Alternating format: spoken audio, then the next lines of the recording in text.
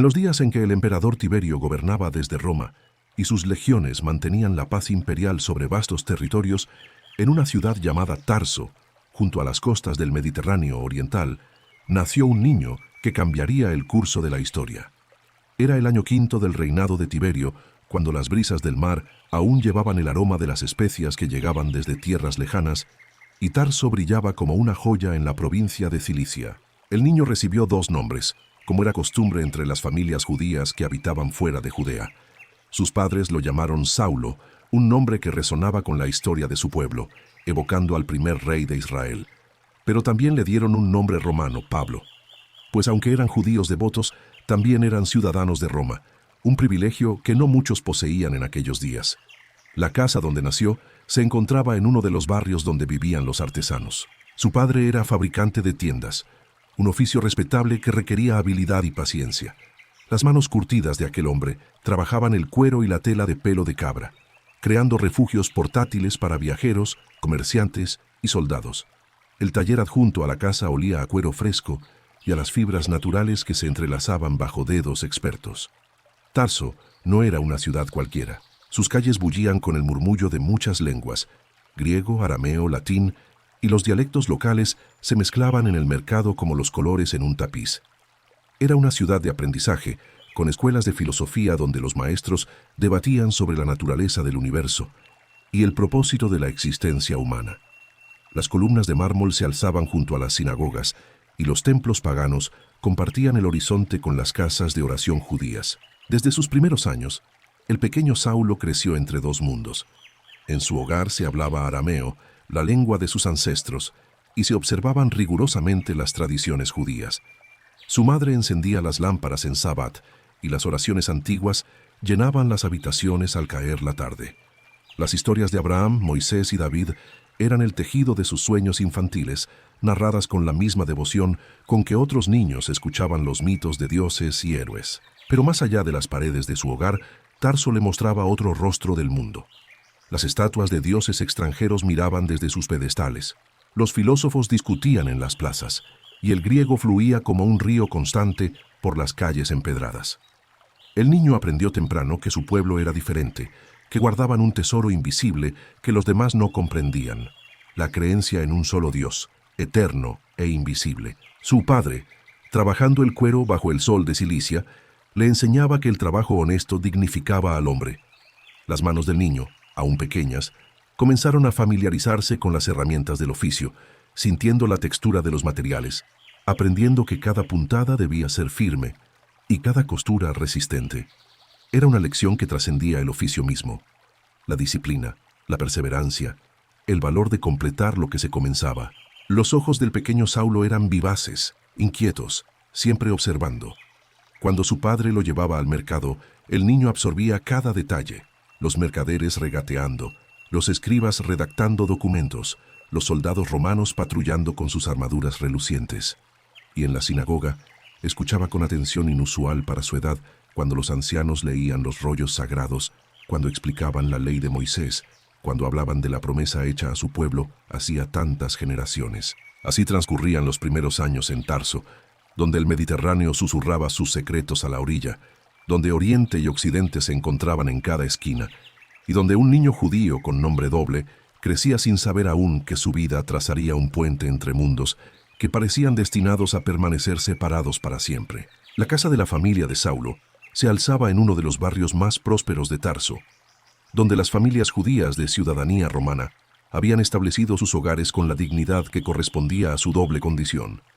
No era un palacio, pero tampoco la modesta morada de un artesano común. Las paredes encaladas reflejaban la luz del sol silicio, y en el patio interior, un pequeño jardín con higueras y granados ofrecía sombra durante los días calurosos que caracterizaban aquella región.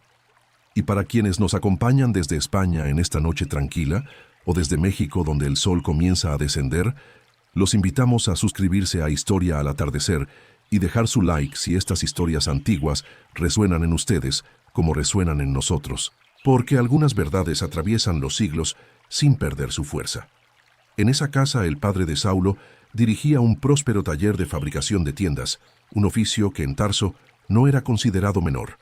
Las tiendas de pelo de cabra Cilicia eran famosas en todo el imperio por su resistencia y calidad, y quienes sabían trabajar ese material áspero y duradero gozaban de cierto prestigio entre los comerciantes. Cada mañana, incluso antes de que el niño Saulo pudiera comprender el significado del trabajo, escuchaba el sonido rítmico de las agujas atravesando el tejido grueso, el murmullo de los trabajadores en el taller anexo, el olor penetrante del pelo de cabra tratado.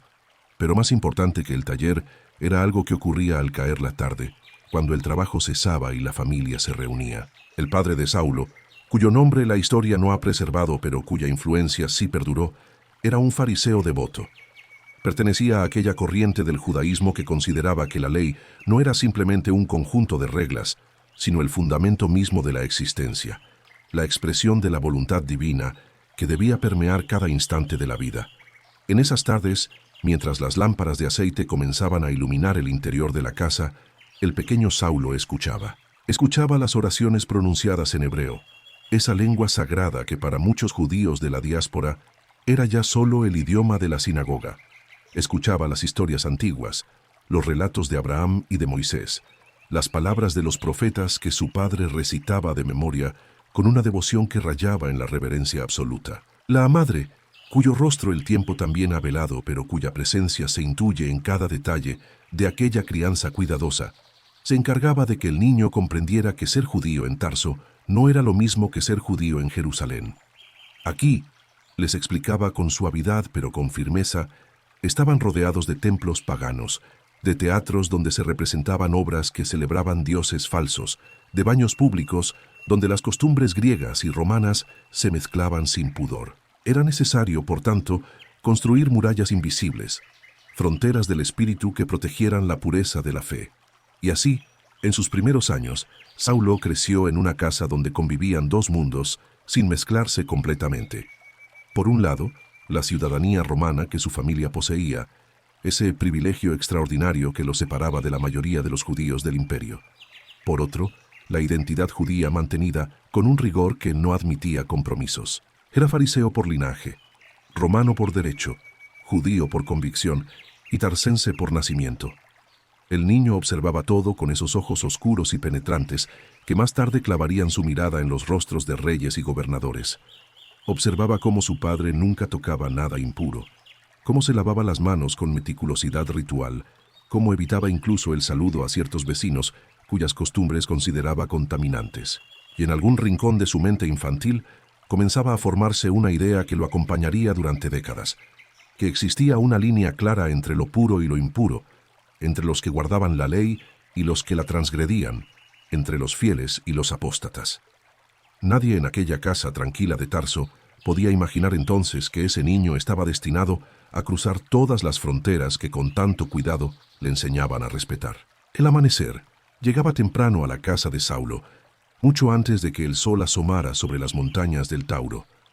Desde los primeros años de su vida, el niño había aprendido que cada día comenzaba con la oración, con las palabras antiguas que su padre recitaba envuelto en su manto de oración, balanceándose suavemente mientras sus labios formaban las bendiciones que generaciones de sus antepasados habían pronunciado antes que él. Saulo observaba desde su pequeño lecho cómo su padre se preparaba para las oraciones de la mañana.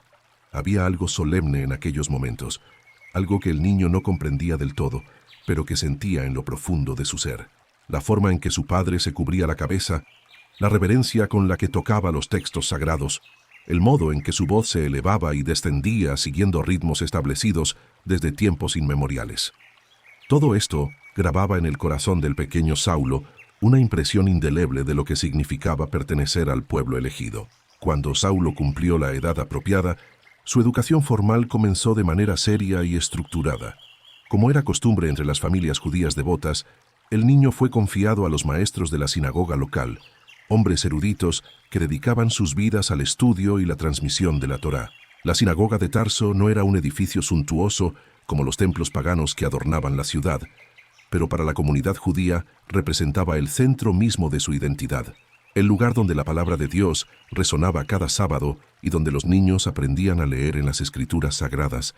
Las lecciones eran rigurosas y demandantes. Saulo, junto con otros niños de su edad, pasaba largas horas sentado en el suelo de piedra de la sinagoga, repitiendo versículos hasta memorizarlos perfectamente. El método de enseñanza era antiguo pero efectivo. El maestro recitaba una línea de las Escrituras y los estudiantes la repetían una y otra vez, balanceándose hacia adelante y hacia atrás, hasta que las palabras quedaban grabadas no solo en sus mentes, sino en el mismo ritmo de sus cuerpos.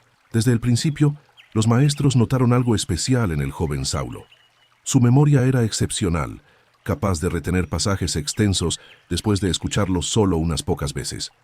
Pero más notable aún era su intensidad, la forma en que se inclinaba sobre los textos como si quisiera absorber cada palabra, cada letra, cada pequeño detalle que otros niños podrían pasar por alto. Mientras sus compañeros a veces se distraían o mostraban señales de cansancio, Saulo permanecía concentrado, sus ojos oscuros fijos en el maestro, su voz clara y firme en las recitaciones. La educación judía no se limitaba a la memorización mecánica. Los maestros enseñaban a los niños a hacer preguntas, a examinar los textos, a buscar significados más profundos. En estas discusiones, Saulo también sobresalía. Sus preguntas eran agudas, penetrantes, revelando una mente que no se contentaba con respuestas superficiales. Quería entender no solo qué decían las Escrituras, sino por qué lo decían, qué implicaciones tenían para la vida diaria, cómo cada mandamiento reflejaba la voluntad del Dios de Israel. Su madre observaba con orgullo silencioso cómo su hijo crecía en sabiduría y comprensión. Cada tarde, cuando Saulo regresaba de sus lecciones, ella le preparaba alimento y escuchaba mientras él recitaba lo que había aprendido ese día. A veces, el niño hablaba con tal fervor sobre las leyes de pureza o las historias de los patriarcas que ella tenía que recordarle comer. Los primeros recuerdos de Saulo estaban impregnados del aroma del incienso que su madre encendía cada viernes al atardecer, cuando las sombras comenzaban a extenderse sobre Tarso y la familia se preparaba para recibir el Shabbat. Aunque apenas contaba con 4 años, el niño ya había aprendido a reconocer ese momento sagrado de la semana, cuando todo el ajetreo de la casa se detenía y un silencio especial descendía sobre el hogar. Su madre se cubría la cabeza con un velo de lino fino y encendía las lámparas con gestos llenos de reverencia, mientras murmuraba las bendiciones que su propia madre le había enseñado, y la madre de su madre antes que ella, en una cadena ininterrumpida que se remontaba a generaciones incontables. Saulo observaba fascinado cómo las pequeñas llamas danzaban en las mechas de aceite, proyectando sombras temblorosas sobre las paredes encaladas. En esos momentos, incluso su padre guardaba silencio, y el pequeño Saulo percibía que algo invisible pero poderoso llenaba la habitación. La mesa del Shabbat era un espectáculo que deleitaba sus sentidos infantiles. El pan trenzado, el jalá, descansaba cubierto con un paño bordado, y las copas de plata brillaban bajo la luz de las lámparas. Su padre tomaba entonces la copa de vino, la elevaba con solemnidad y pronunciaba las palabras del Kiddush con una voz que parecía transformarse, volviéndose más profunda y resonante. Saulo no comprendía aún todas las palabras, pero sentía su peso, su antigüedad, su poder para conectar ese momento presente con algo mucho más grande y antiguo que él mismo. Durante esas cenas, su padre solía contar historias.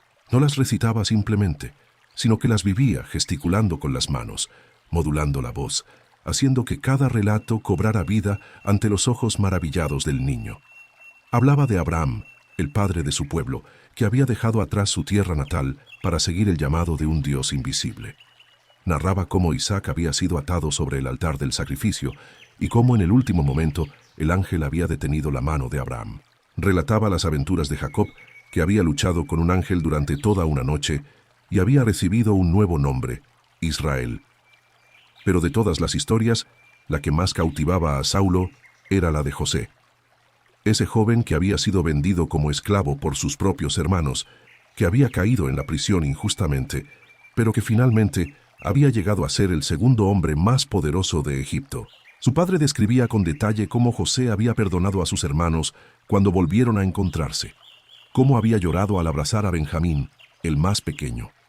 Saulo escuchaba con los ojos muy abiertos, imaginando las túnicas de colores, los graneros repletos de trigo, el reencuentro lleno de lágrimas. Estas historias no eran para su padre simples cuentos del pasado, eran la historia de su familia, de su pueblo, la explicación de quiénes eran y por qué vivían como vivían, incluso aquí en Tarso, rodeados de griegos y romanos que adoraban a otros dioses y seguían otras costumbres. Cada relato era una lección, una enseñanza sobre la fidelidad, la justicia, la importancia de mantener la identidad en medio de un mundo extraño. A veces, cuando la cena terminaba y las estrellas brillaban sobre el patio interior de la casa, Saulo se quedaba despierto en su pequeño lecho, repasando mentalmente las historias que había escuchado. Se preguntaba cómo sería ver a un ángel, cómo sonaría la voz de Dios, cómo se sentiría ser elegido para algo especial. En su mente de niño, esos personajes antiguos eran tan reales como los mercaderes que veía en las calles de Tarso, tan cercanos como sus propios vecinos. Conforme Saulo crecía, las calles de Tarso se convirtieron en su segundo hogar, un vasto territorio de descubrimientos que se extendía más allá de los muros protectores de su casa. Su padre, consciente de que un día el niño tendría que moverse con soltura tanto en el mundo judío como en el romano, comenzó a permitirle salir acompañado de un sirviente de confianza, un hombre mayor llamado Elías, que había servido a la familia desde antes de que Saulo naciera. Las primeras salidas fueron cautelosas, limitadas al barrio donde vivían otras familias judías prominentes. Saulo caminaba junto a Elías, observándolo todo con una intensidad que sorprendía al anciano sirviente. El niño no corría ni jugaba como otros de su edad. En cambio, se detenía ante cada puerta, ante cada esquina, formulando preguntas que revelaban una mente ya acostumbrada a buscar el significado profundo de las cosas. En esas caminatas matutinas, Saulo descubrió que Tarso era un mosaico de lenguas y costumbres. Escuchaba el griego fluido de los comerciantes en el ágora, el latín autoritario de los soldados romanos que patrullaban las calles principales, el arameo familiar de los judíos que se reunían cerca de la sinagoga, y docenas de dialectos que llegaban con las caravanas desde tierras lejanas. Su oído se agudizaba con cada conversación escuchada, y su mente de niño comenzaba a comprender que el mundo era mucho más vasto y complejo de lo que las paredes de su hogar sugerían. El mercado era el lugar que más fascinaba a Saulo. Allí convergían las rutas comerciales que conectaban el Mediterráneo con el interior de Asia Menor. Los mercaderes desplegaban sus mercancías bajo toldos coloridos, sedas de tierras orientales, especias que perfumaban el aire con aromas desconocidos, cerámica finamente trabajada, rollos de papiro egipcio y objetos cuyo propósito el niño apenas podía imaginar. Elías le explicaba pacientemente el origen de cada cosa, tejiendo historias de ciudades distantes y mares navegados. Pero lo que más cautivaba la atención de Saulo no eran las mercancías, sino las personas. Observaba a los comerciantes fenicios negociando con gestos amplios, a los escribas griegos copiando documentos con precisión meticulosa, a los artesanos judíos trabajando el cuero y los metales con las manos expertas que habían heredado de generaciones anteriores. Cada uno tenía su lugar, su función, su manera particular de contribuir al funcionamiento de aquella ciudad bulliciosa. En una de esas salidas, Saulo presenció algo que quedaría grabado en su memoria. Un grupo de filósofos estoicos había establecido una improvisada escuela bajo los pórticos del ágora. Vestidos con túnicas sencillas, discutían sobre la naturaleza de la virtud y el deber, mientras un círculo de oyentes los escuchaba con atención. Saulo se detuvo, tirando de la túnica de Elías para que esperara. Durante largo rato, el niño permaneció en silencio, observando cómo aquellos hombres usaban la razón y el argumento para explorar las grandes preguntas de la existencia. Esa noche, durante la cena, Saulo bombardeó a su padre con preguntas sobre los filósofos griegos. ¿Qué enseñaban? ¿Por qué la gente los escuchaba? ¿Estaban equivocados en sus creencias?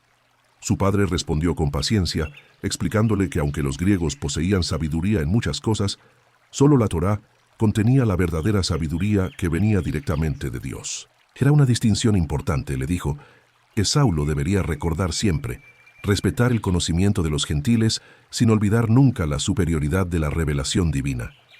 Estas experiencias tempranas en las calles de Tarso estaban formando en Saulo algo más que simple conocimiento del mundo. Estaban cultivando en él una capacidad única para moverse entre mundos diferentes, para comprender lenguajes y costumbres diversas, para ver tanto las similitudes como las diferencias entre los pueblos. Sin saberlo, el niño estaba adquiriendo habilidades que un día serían esenciales para una misión que aún no podía imaginar. A medida que Saulo se acercaba a los años de transición entre la niñez y la juventud, su padre comenzó a contemplar con seriedad el futuro de su hijo. Las conversaciones en el taller de tiendas se volvieron más frecuentes y deliberadas, no solo sobre el oficio que sus manos aprendían con destreza creciente, sino sobre algo que pesaba con mayor importancia en el corazón de aquel hombre devoto: la educación religiosa profunda que todo judío comprometido con la ley debía recibir. En las noches, cuando la familia se reunía después de la cena, el padre de Saulo hablaba con su esposa sobre la tradición que había sostenido a su pueblo durante generaciones. Explicaba, con voz mesurada pero firme, que aunque Tarso ofrecía maestros competentes y una sinagoga donde su hijo había aprendido los fundamentos de las Escrituras, existía un lugar en el mundo donde el conocimiento de la Torá alcanzaba su máxima expresión. Ese lugar era Jerusalén, la ciudad santa, el corazón palpitante del judaísmo, donde los más grandes rabinos de la época enseñaban en las escuelas más prestigiosas. La madre de Saulo escuchaba estas conversaciones con una mezcla de orgullo y aprehensión. Comprendía la importancia de lo que su esposo proponía, pero al mismo tiempo, la idea de enviar a su hijo a una tierra lejana, más allá del mar y las montañas, le llenaba el corazón de una inquietud maternal difícil de expresar. Sin embargo, ella también había sido criada en la fe y sabía que el llamado a profundizar en el conocimiento de Dios y su ley superaba cualquier comodidad personal. Durante los meses siguientes, la decisión fue tomando forma gradualmente. El padre de Saulo hizo averiguaciones a través de los comerciantes que viajaban regularmente entre Tarso y Judea. Preguntó por las escuelas rabínicas de Jerusalén, por los maestros más respetados, por las condiciones de vida para un joven estudiante en la ciudad santa. Las respuestas que recibía fortalecían su convicción. Si deseaba que su hijo se convirtiera en un verdadero conocedor de la ley, un fariseo digno de ese nombre, Jerusalén era el destino inevitable. Saulo, por su parte, recibió la noticia de estos planes con una emoción que combinaba la expectación y el temor reverente. Había escuchado hablar de Jerusalén toda su vida. En la sinagoga, en las oraciones familiares, en las conversaciones de los ancianos, esa ciudad aparecía como el centro del universo judío, el lugar donde habitaba la presencia de Dios de manera especial, donde el templo se alzaba majestuoso como testimonio de la gloria del Altísimo. La idea de caminar por sus calles, de estudiar en sus escuelas, de respirar el aire que habían respirado los profetas, encendía en su joven corazón una llama de anticipación. Al mismo tiempo, Saulo era consciente de lo que significaría partir. Tarso era todo lo que conocía: sus calles bulliciosas, el taller familiar, el río Sidno, las montañas que se alzaban en el horizonte, los amigos con quienes había crecido. Jerusalén representaba lo desconocido, un mundo completamente diferente, donde tendría que forjarse un nuevo camino, demostrar su valía entre estudiantes que, a diferencia de él, habían nacido y crecido en la tierra de sus ancestros. Las semanas se convirtieron en meses y los preparativos comenzaron a hacerse tangibles. Su padre apartaba dinero de las ganancias del taller, guardándolo cuidadosamente para el viaje y la manutención de Saulo en Jerusalén. Su madre, con manos amorosas, comenzó a preparar las túnicas y mantos que su hijo necesitaría, asegurándose de que cada costura fuera perfecta, como si en cada puntada pudiera tejer su protección maternal para los años de separación que se aproximaban. El viaje desde Tarso hasta Jerusalén era una empresa que ningún joven judío olvidaría jamás. Para Saulo, aquel trayecto representaba mucho más que la simple distancia entre dos ciudades. Era el umbral entre el mundo de su infancia y el destino que lo aguardaba en la ciudad santa. Su padre había dedicado meses a preparar cada detalle del viaje, asegurándose de que su hijo llegara a salvo y bien provisto a la escuela de Gamaliel, el más respetado maestro de la ley en toda Judea. La caravana partió de Tarso en las primeras horas de una mañana primaveral, cuando el rocío aún brillaba sobre las piedras del camino. Saulo cabalgaba junto a otros jóvenes que también se dirigían a Jerusalén con propósitos similares, aunque ninguno había sido aceptado en la escuela del gran Gamaliel. Su padre había conseguido aquella admisión gracias a las cartas de recomendación de rabinos influyentes y al impecable linaje de la familia, descendientes directos de la tribu de Benjamín. Durante el viaje, Saulo llevaba consigo no solo su equipaje material, sino también el peso de las expectativas familiares y el ardiente deseo de sumergirse en las profundidades de la Torá. Los días de viaje transcurrían entre paisajes cambiantes y conversaciones con los mercaderes y peregrinos que componían la caravana. Saulo escuchaba atentamente las historias de quienes habían visitado Jerusalén, absorbiendo cada detalle sobre el templo, sobre los maestros que enseñaban en sus patios, sobre la intensidad espiritual que se respiraba en aquellas calles donde los profetas habían caminado siglos atrás. Por las noches, cuando la caravana se detenía en los carabazares del camino, el joven estudiaba a la luz de las lámparas de aceite, repasando los textos que había memorizado durante años, preparándose mentalmente para el desafío que le esperaba. El momento en que Jerusalén apareció por primera vez ante sus ojos quedó grabado en el corazón de Saulo como un sello de fuego. Desde lo alto de una colina, al final de una jornada agotadora, la ciudad se alzaba majestuosa contra el cielo del atardecer. El templo, con sus muros blancos y sus adornos dorados, capturaba los últimos rayos del sol y los devolvía multiplicados, como si el mismo cielo se hubiera posado sobre la tierra. Saulo sintió que las rodillas le flaqueaban y las lágrimas acudieron a sus ojos sin que pudiera contenerlas. Aquella era la ciudad de David, el lugar donde Abraham había ofrecido su sacrificio, donde los profetas habían proclamado la palabra del Altísimo. Y ahora él, Saulo de Tarso, estaba a punto de entrar en ella no como un simple visitante, sino como estudiante, como uno de los privilegiados que dedicarían sus vidas a desentrañar los misterios de la ley.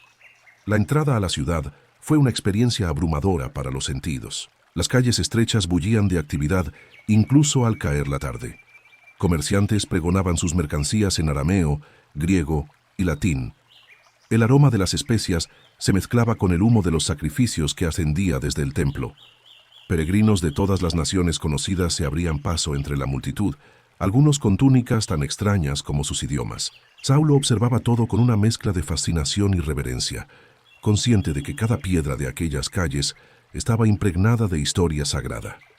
Su padre había dispuesto que se alojara en la casa de un pariente lejano, un hombre piadoso que vivía no muy lejos del templo y que había acogido a estudiantes anteriormente. Cuando finalmente llegaron a aquella modesta vivienda, después de atravesar callejuelas cada vez más estrechas, Saulo comprendió que su nueva vida había comenzado.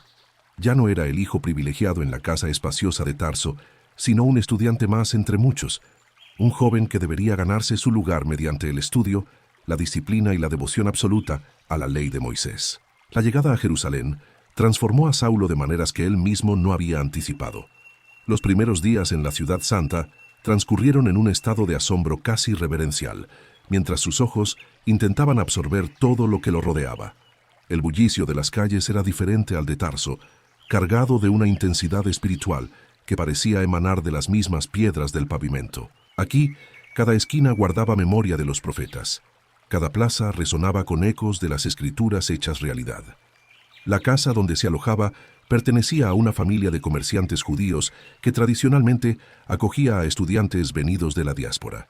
Era un hogar modesto, pero digno, situado en uno de los barrios donde las familias observantes mantenían sus costumbres con particular devoción. Desde la ventana de su habitación, Saulo podía contemplar las murallas del templo elevándose sobre la ciudad, recordatorio constante de por qué había venido y de lo que se esperaba de él. Los días adquirieron rápidamente una estructura definida. Cada amanecer lo encontraba en las sinagogas, donde los maestros más respetados impartían sus enseñanzas a grupos de jóvenes ansiosos por beber de la sabiduría de los sabios. Saulo descubrió que la educación en Jerusalén era radicalmente diferente de todo lo que había experimentado en Tarso. Aquí, el estudio de la Torá no era simplemente un ejercicio intelectual, sino una inmersión total en un océano de interpretaciones, debates y tradiciones que se remontaban a generaciones incontables.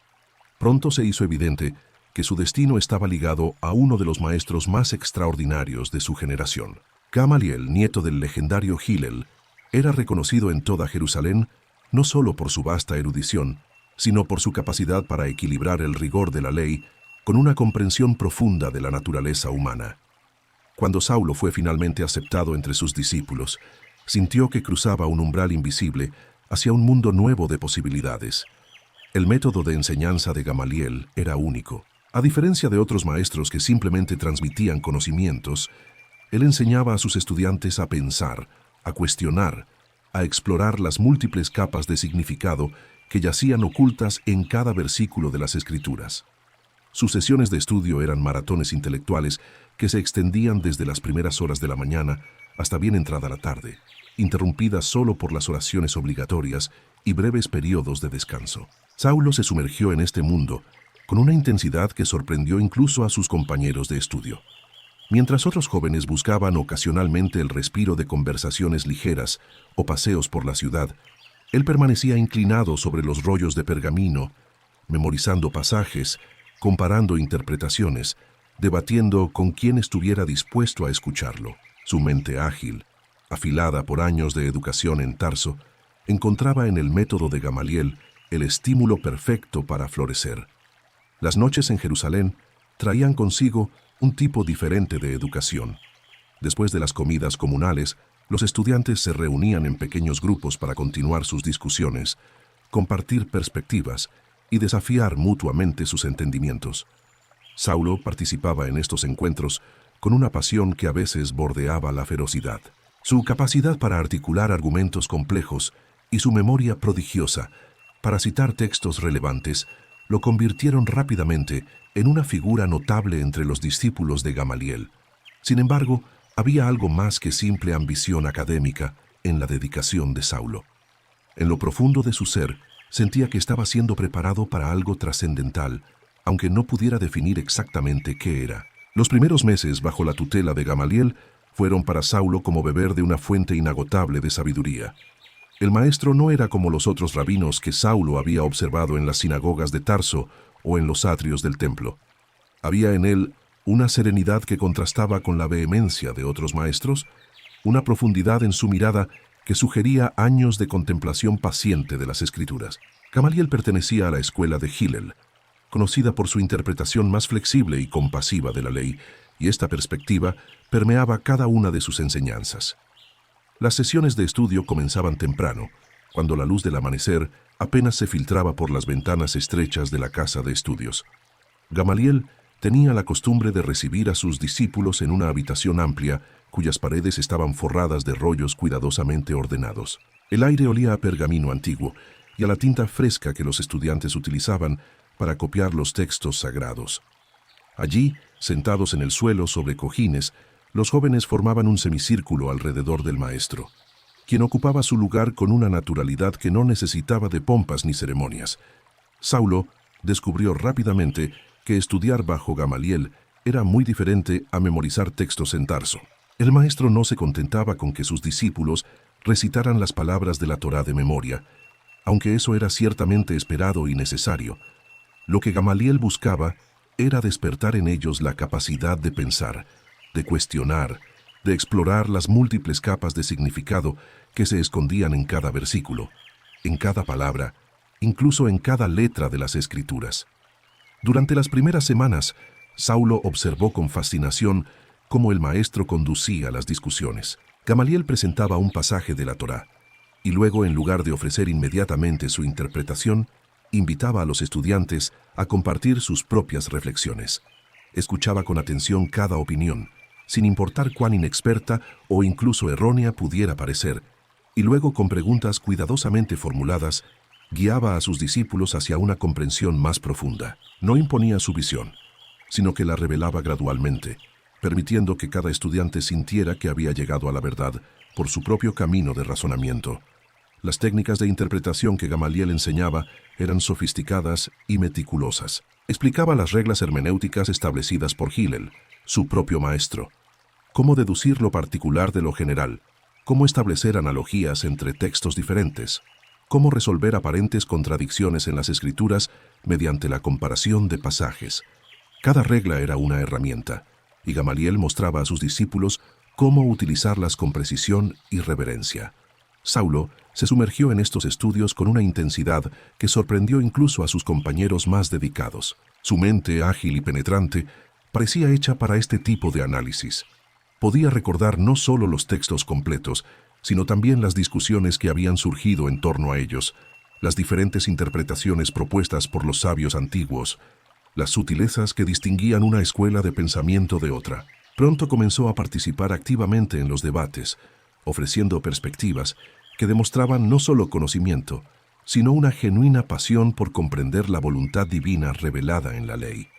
Sin embargo, había algo en el temperamento de Saulo que ocasionalmente preocupaba a Gamaliel.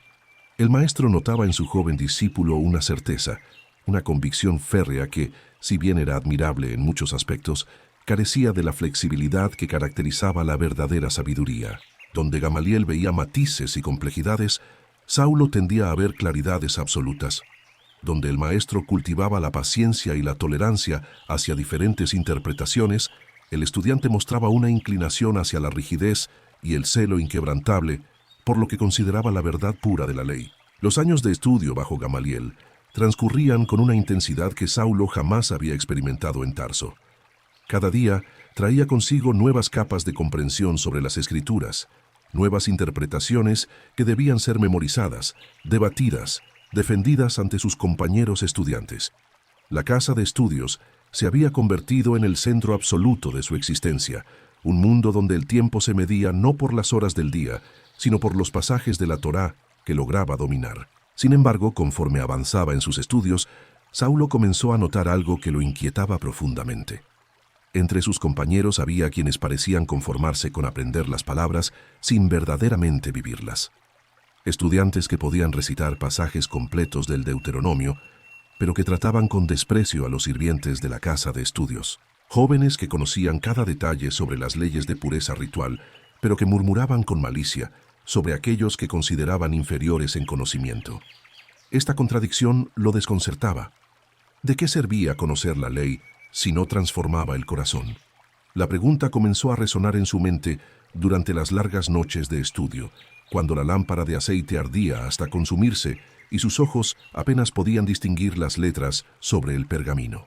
Pero en lugar de llevarlo a la compasión que su maestro Gamaliel ejemplificaba, algo diferente comenzó a gestarse en el espíritu de Saulo. Él no sería como aquellos estudiantes hipócritas. Él viviría la ley con absoluta coherencia, sin concesiones, sin debilidades. Si la Torá exigía pureza, él sería puro. Si demandaba dedicación, él se dedicaría por completo. Si requería separación de todo lo que pudiera contaminar, él se separaría sin miramientos. Esta determinación se convirtió en el fuego que alimentaba sus días, una llama que ardía cada vez con mayor intensidad. Sus compañeros comenzaron a notar el cambio. Saulo, que siempre había sido estudioso, se volvió implacable en sus estudios. Donde otros descansaban en el Sabbat, después de cumplir con las oraciones prescritas, él permanecía meditando sobre las Escrituras. Donde otros permitían pequeñas conversaciones sobre temas mundanos, él mantenía su mente enfocada exclusivamente en las cosas sagradas. Donde otros mostraban flexibilidad en asuntos menores de interpretación, él defendía cada punto de la ley con un fervor que a veces resultaba incómodo incluso para los más devotos. Gamaliel observaba esta transformación en su estudiante con una mezcla de orgullo y preocupación. El maestro reconocía en Saulo una mente brillante y una dedicación excepcional, cualidades que lo distinguían claramente entre todos sus discípulos. Pero también percibía algo más, una rigidez que comenzaba a cristalizarse en el joven, una certeza absoluta que dejaba poco espacio para la duda reflexiva o la misericordia que la sabiduría verdadera requería. En una ocasión, durante una discusión sobre cómo aplicar las leyes de pureza en casos ambiguos, Gamaliel había dicho algo que resonó en la habitación como una piedra lanzada a un estanque tranquilo. Recuerden, mis estudiantes, que la ley fue dada para la vida, no la vida para la ley. Algunos habían asentido pensativos. Saulo había permanecido en silencio, pero su expresión revelaba desacuerdo. ¿Cómo podía haber ambigüedad en lo que Dios había ordenado claramente? Esta convicción fue solidificándose en su interior como el metal que se endurece en el fuego. Saulo se veía a sí mismo no simplemente como un estudiante de la ley, sino como un guardián de la pureza de Israel. Cada compromiso que veía en otros, cada desviación de lo que él consideraba el camino correcto, lo llenaba de una indignación que consideraba justa y necesaria. Sin saberlo, en aquellos años formativos bajo el sol de Jerusalén, mientras memorizaba y debatía y oraba, con una intensidad que pocos igualaban, Saulo estaba forjando no solo su identidad como fariseo, sino también las cadenas que pronto lo atarían a un celo sin misericordia. Conforme los años de formación avanzaban, Saulo comenzó a destacar entre los discípulos de Gamaliel, no solo por su conocimiento de las Escrituras, sino por la intensidad peculiar con que se aferraba a cada enseñanza. Mientras otros estudiantes debatían con la flexibilidad intelectual que su maestro promovía. Saulo mostraba una tendencia a buscar certezas absolutas, fronteras claras entre lo correcto y lo incorrecto, entre lo santo y lo profano. Esta inclinación no pasaba desapercibida entre sus compañeros. En las largas tardes de estudio, cuando el sol comenzaba a descender sobre las murallas de Jerusalén y los estudiantes se reunían en grupos para discutir las lecciones del día, Saulo frecuentemente se encontraba defendiendo posiciones más estrictas que las que el propio Gamaliel había sugerido. Si el maestro presentaba 3 interpretaciones posibles de un pasaje, Saulo argumentaba apasionadamente a favor de la más rigurosa, la que menos concesiones hacía a la debilidad humana. Algunos de sus condiscípulos admiraban esta dedicación inquebrantable. Lo veían como un guardián de la pureza de la ley, alguien que nunca permitiría que la tradición se diluyera o se comprometiera con las influencias extranjeras que constantemente amenazaban la identidad judía. En las discusiones sobre cómo mantener la separación necesaria entre el pueblo elegido y los gentiles que los rodeaban, Saulo era invariablemente el más firme, el más convencido de que cada mandamiento, cada ordenanza, cada costumbre ancestral debía preservarse sin modificación alguna. Otros estudiantes, sin embargo, observaban esta misma característica con cierta inquietud. Notaban que cuando Saulo defendía una posición, lo hacía con una vehemencia que iba más allá del debate académico. Sus ojos se encendían con un fuego que parecía alimentarse de algo más profundo que el simple amor por la verdad. Era como si cada discusión fuera una batalla personal, como si cada concesión interpretativa representara una amenaza existencial a todo lo que él consideraba sagrado. Gamaliel observaba a su alumno con la sabiduría de quien ha visto muchas generaciones de estudiantes pasar por su escuela. Reconocía en Saulo un talento excepcional, una mente capaz de memorizar vastos pasajes de las Escrituras y de seguir los argumentos más complejos del Talmud con facilidad asombrosa.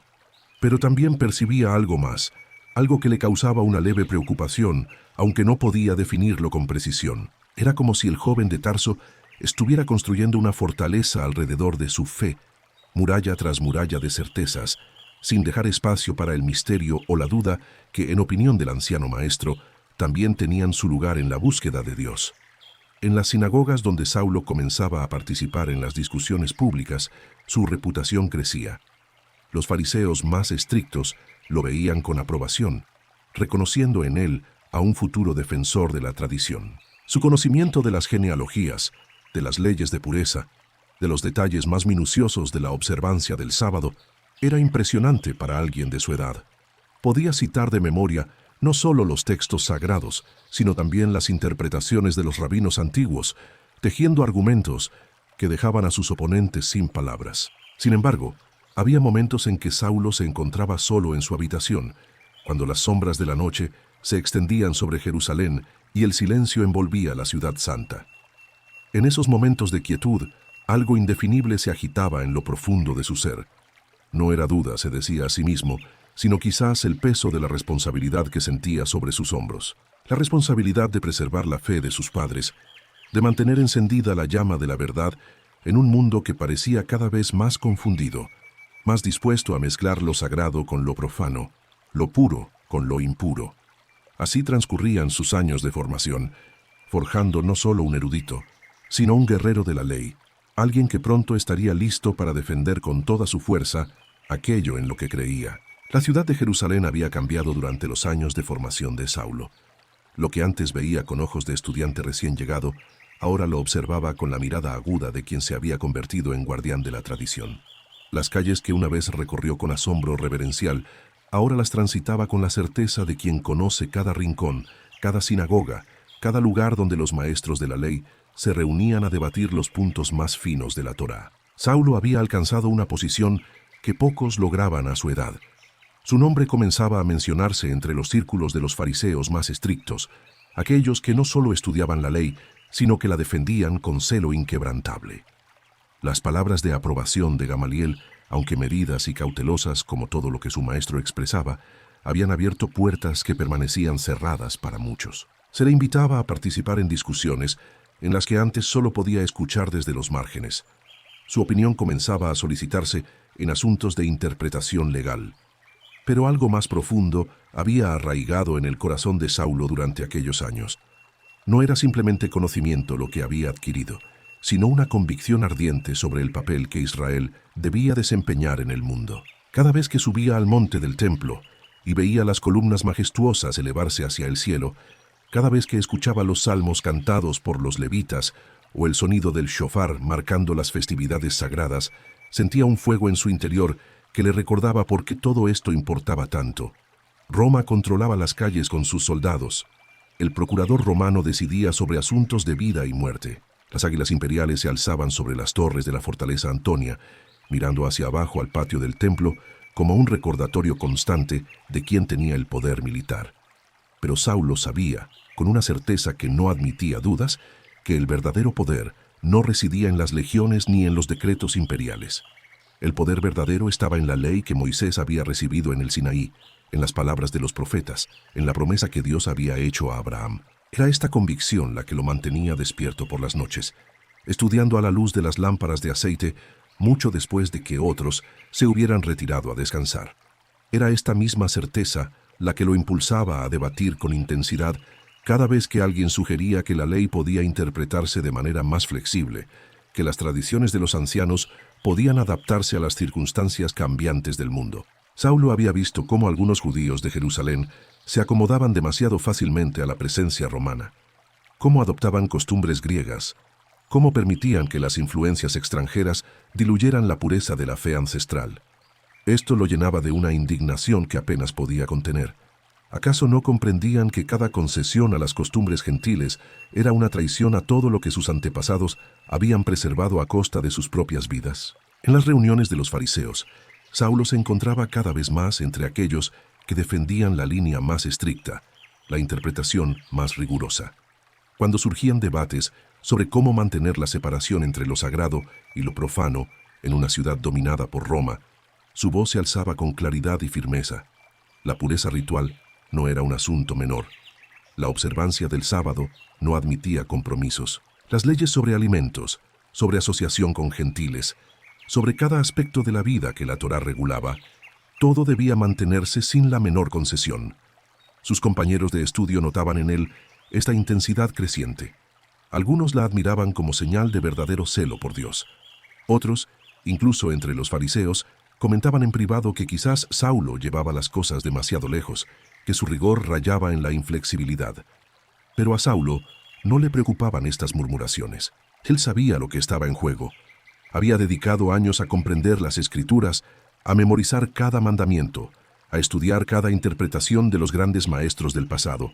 Y todo ese conocimiento le había revelado una verdad que ardía en su alma como fuego inextinguible.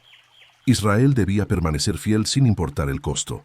Los rumores llegaban a Saulo como olas persistentes que golpean contra un acantilado. En los patios del templo, en las esquinas de las sinagogas, en los mercados donde los comerciantes intercambiaban no solo mercancías, sino también noticias, se escuchaba hablar de un hombre llamado Esteban. No era un nombre desconocido para Saulo. Esteban pertenecía al grupo de los nazarenos, aquellos seguidores del crucificado que continuaban reuniéndose a pesar de que su líder había sido ejecutado como blasfemo años atrás. Lo que inquietaba a Saulo no era simplemente que estos nazarenos persistieran en su error. Había visto grupos similares surgir y desvanecerse como humo en el viento de Jerusalén.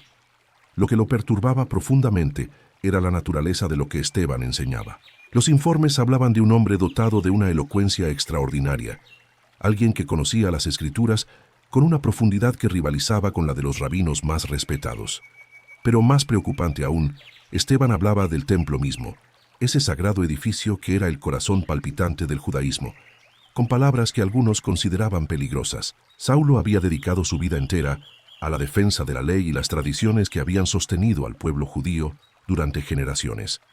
Había estudiado bajo Gamaliel, había memorizado cada palabra de la Torá, había debatido cada interpretación posible de los mandamientos. Y ahora este Esteban, este seguidor de un Mesías fallido, se atrevía a sugerir que había algo más grande que el templo, algo que trascendía los sacrificios y los rituales que habían definido la adoración judía desde tiempos inmemoriales. Las palabras de Esteban se extendían como fuego entre los judíos helenistas, aquellos que habían crecido en tierras lejanas hablando griego antes que arameo. Saulo conocía bien ese mundo. Él mismo venía de Tarso, había crecido entre dos culturas, pero precisamente por eso entendía el peligro. Si se permitía que estas enseñanzas echaran raíces, si se dejaba que hombres como Esteban continuaran mezclando la pureza de la ley con las fantasías sobre un carpintero crucificado, todo lo que hacía único al pueblo de Israel podría disolverse en el caldero hirviente del mundo romano. Saulo comenzó a asistir a las sinagogas donde Esteban predicaba. Se sentaba entre la multitud, escuchando con la intensidad de un cazador que estudia a su presa, y debía admitir, aunque solo fuera en el silencio de su propia mente, que Esteban era formidable. Cuando hablaba de las Escrituras, lo hacía con una autoridad que era difícil de ignorar. Citaba a los profetas, recordaba las historias de Abraham, Moisés y David, pero las tejía de una manera que conducía inevitablemente a ese Jesús de Nazaret, presentándolo como el cumplimiento de todo lo que los profetas habían anunciado. Otros fariseos compartían la preocupación de Saulo. Se reunían después de escuchar a Esteban, sus rostros marcados por la indignación y la alarma. Algunos intentaron debatir con él públicamente, enfrentándolo con argumentos cuidadosamente construidos, citando a los grandes maestros, apelando a la tradición. Pero Esteban respondía con una convicción que parecía brotar de alguna fuente interior inagotable. No se amedrentaba ante sus credenciales, ni se intimidaba por su erudición. Hablaba como quien había visto algo que ellos no habían visto, como quien poseía un conocimiento que iba más allá de los años de estudio en las escuelas rabínicas. La tensión en Jerusalén crecía día tras día. Saulo podía sentirla en el aire, espesa como la humedad antes de una tormenta. Las autoridades del templo comenzaban a prestar atención. Los murmullos de preocupación se convertían en conversaciones serias sobre qué hacer con este problema que amenazaba con dividir a la comunidad.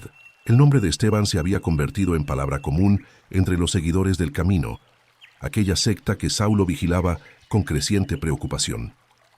No era uno de los 12 que habían caminado con el Galileo crucificado, pero su voz resonaba en las sinagogas con una fuerza que perturbaba incluso a los más versados en las Escrituras. Saulo lo había escuchado en varias ocasiones, siempre desde la distancia calculada de quien observa a un adversario, estudiando sus palabras, midiendo el peligro que representaba para la pureza de la fe.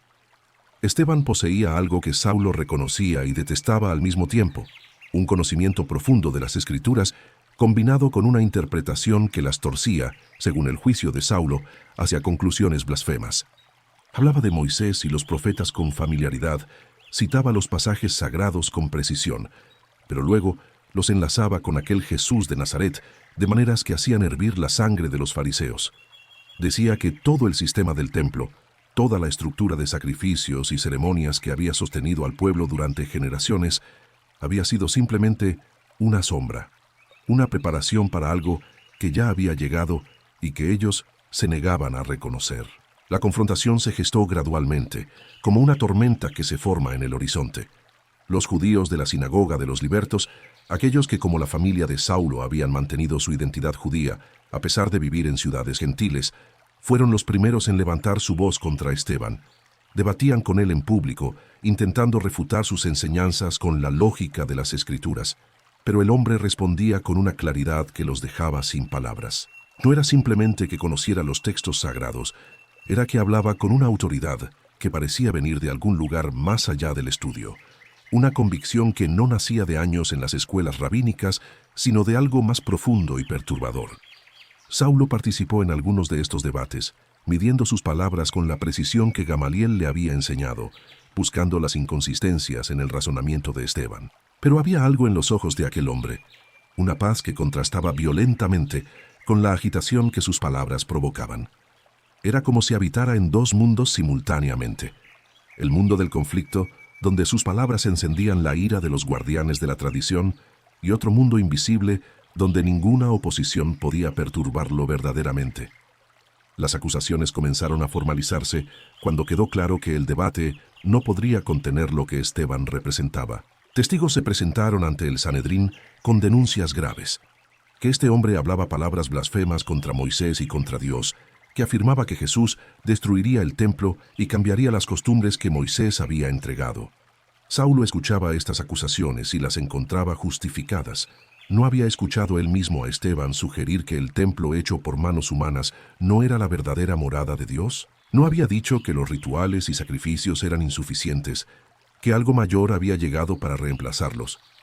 El día en que Esteban fue llevado ante el consejo, Saulo estaba presente entre la multitud que se congregaba para presenciar el juicio.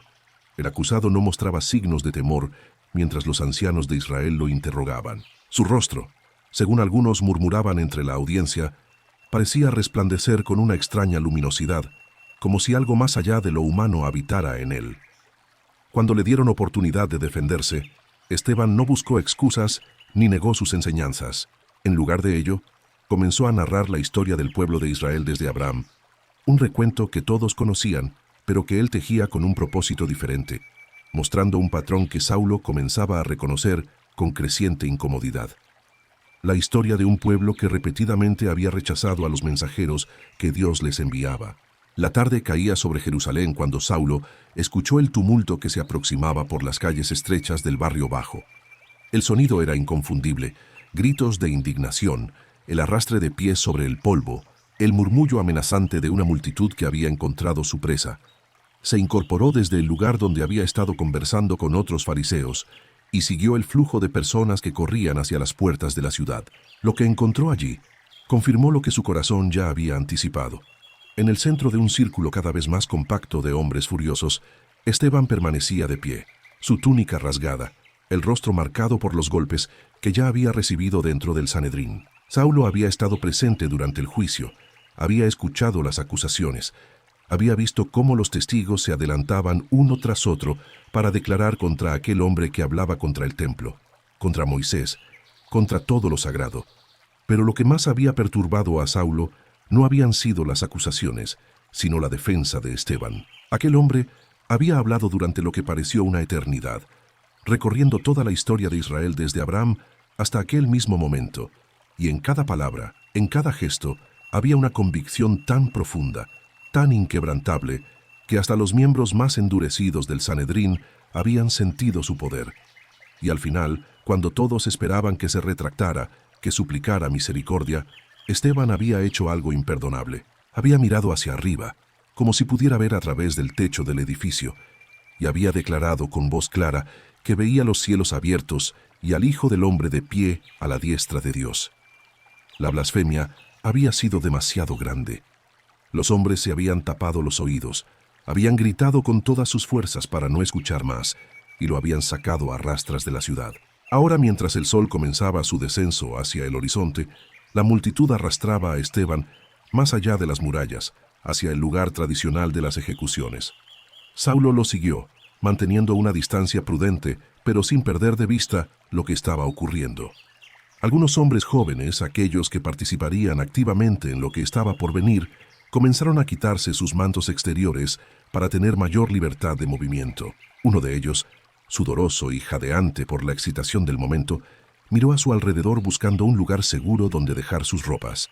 Sus ojos encontraron a Saulo, reconociendo en él a uno de los fariseos que había estado presente en el juicio, uno de aquellos cuya autoridad religiosa legitimaba lo que estaba a punto de suceder. Sin decir palabra, el joven se acercó y depositó su manto a los pies de Saulo. Otros siguieron su ejemplo. Pronto, Saulo se encontró rodeado de túnicas y mantos, el guardián involuntario de las ropas de aquellos que estaban a punto de convertirse en ejecutores. No se movió, no protestó. Su presencia allí, su aceptación de aquel papel, era en sí misma una declaración, una aprobación silenciosa pero inequívoca de lo que estaba por suceder. Las primeras piedras comenzaron a volar mientras las sombras se alargaban sobre el valle. Saulo observaba, y en su pecho sentía algo que interpretaba como justicia cumplida, como celo por la ley de sus padres, como defensa necesaria de la verdad que había aprendido durante años a los pies de Gamaliel. Cada piedra que caía sobre Esteban era, en su mente, un golpe contra la herejía, contra aquellos que se atrevían a torcer las Escrituras y a proclamar que un crucificado era el Mesías de Israel. Entonces, en medio del caos y la violencia, Saulo escuchó algo que lo detuvo. La voz de Esteban, débil ya por los golpes pero aún clara, se elevó sobre el ruido de la turba. No gritaba maldiciones contra sus verdugos, no suplicaba que se detuvieran. En cambio, sus palabras eran de una naturaleza completamente diferente, palabras que resonarían en la memoria de Saulo durante mucho tiempo después. Señor, no les tomes en cuenta este pecado. Las primeras horas después de la muerte de Esteban transcurrieron para Saulo en un estado de extraña claridad. Mientras los seguidores del camino recogían el cuerpo destrozado de su hermano y lo llevaban para darle sepultura en medio de lamentos y lágrimas, Saulo permanecía en las afueras de la ciudad, contemplando sus manos. Las ropas que había guardado estaban manchadas de polvo, y en su mente resonaban todavía los gritos, el impacto de las piedras. Aquel último momento, cuando Esteban había levantado el rostro hacia el cielo con expresión de paz inexplicable. Pero no había lugar para la duda en el corazón de Saulo. Aquella noche, mientras caminaba de regreso a su alojamiento, cada paso parecía confirmar la certeza que lo había sostenido durante el juicio y la ejecución. Esteban había blasfemado. La ley había sido aplicada. La pureza de Israel debía ser preservada a cualquier precio. Si algo lo inquietaba, era únicamente la pregunta de cuántos más como Esteban existían en las sombras de Jerusalén, propagando aquellas enseñanzas peligrosas, atrayendo a judíos devotos hacia la herejía. Los días siguientes trajeron consigo una transformación en la atmósfera de la ciudad. Lo que había comenzado con la muerte de un hombre se convirtió en algo mucho más grande. Saulo no estaba solo en su celo. Otros miembros del Sanedrín, otros fariseos que habían escuchado las palabras de Esteban, comenzaron a reunirse en conversaciones urgentes. Se hablaba de una amenaza que crecía como levadura en la masa, infiltrándose en las sinagogas, en los hogares, en los corazones de los fieles. Los seguidores del camino no eran ya un grupo pequeño e insignificante que se reunía en secreto.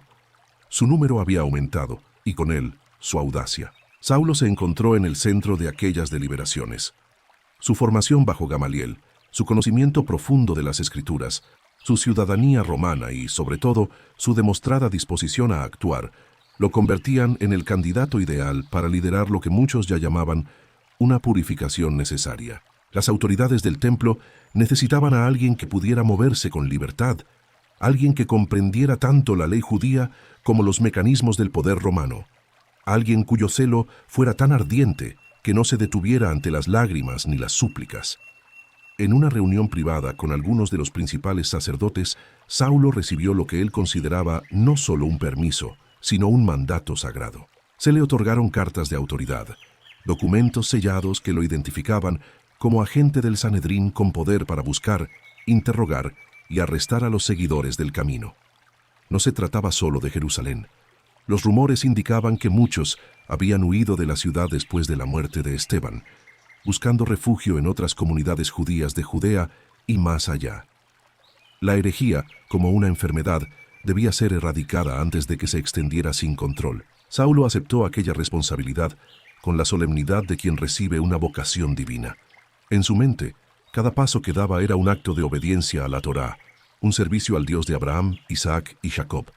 Comenzó a organizar grupos de hombres dispuestos a acompañarlo, estableció redes de informantes que identificaran casas donde los seguidores del camino se reunían, diseñó estrategias para las redadas que pronto comenzarían. No había crueldad en su corazón, se decía a sí mismo, sino justicia. No buscaba venganza, sino preservación de la verdad. Las primeras incursiones fueron metódicas y efectivas. Con las cartas de autoridad en mano, Saulo y sus acompañantes irrumpían en casas durante las horas tempranas de la mañana o en plena noche, cuando las familias se reunían para compartir el pan y recordar las enseñanzas de aquel Jesús crucificado. Hombres y mujeres eran sacados de sus hogares, separados de sus hijos que lloraban, conducidos a través de las calles hasta las cárceles. Algunos resistían, otros iban en silencio, pero en sus rostros Saulo veía algo que lo desconcertaba, no el terror del culpable descubierto, sino una serenidad que no lograba comprender. La persecución que había comenzado con la muerte de Esteban se extendió por Jerusalén, como un fuego alimentado por vientos implacables. Saulo, que había permanecido junto a las vestiduras de los ejecutores, no se contentó con ser testigo pasivo de aquel único acto de justicia. En los días que siguieron, algo se despertó en su interior, una convicción férrea de que aquella victoria inicial debía expandirse hasta erradicar completamente la herejía que amenazaba la pureza de Israel. Las autoridades del templo, que habían observado con cautela el surgimiento de los seguidores del camino, encontraron en Saulo un instrumento inesperadamente efectivo. Su juventud, su educación impecable bajo Gamaliel, su ciudadanía romana y sobre todo su celo ardiente por la ley, lo convertían en la persona ideal para liderar una campaña sistemática contra los nazarenos. Donde otros podrían vacilar por consideraciones políticas o por el recuerdo de la moderación que Gamaliel había aconsejado, Saulo avanzaba sin dudas. Las primeras incursiones fueron casi experimentales.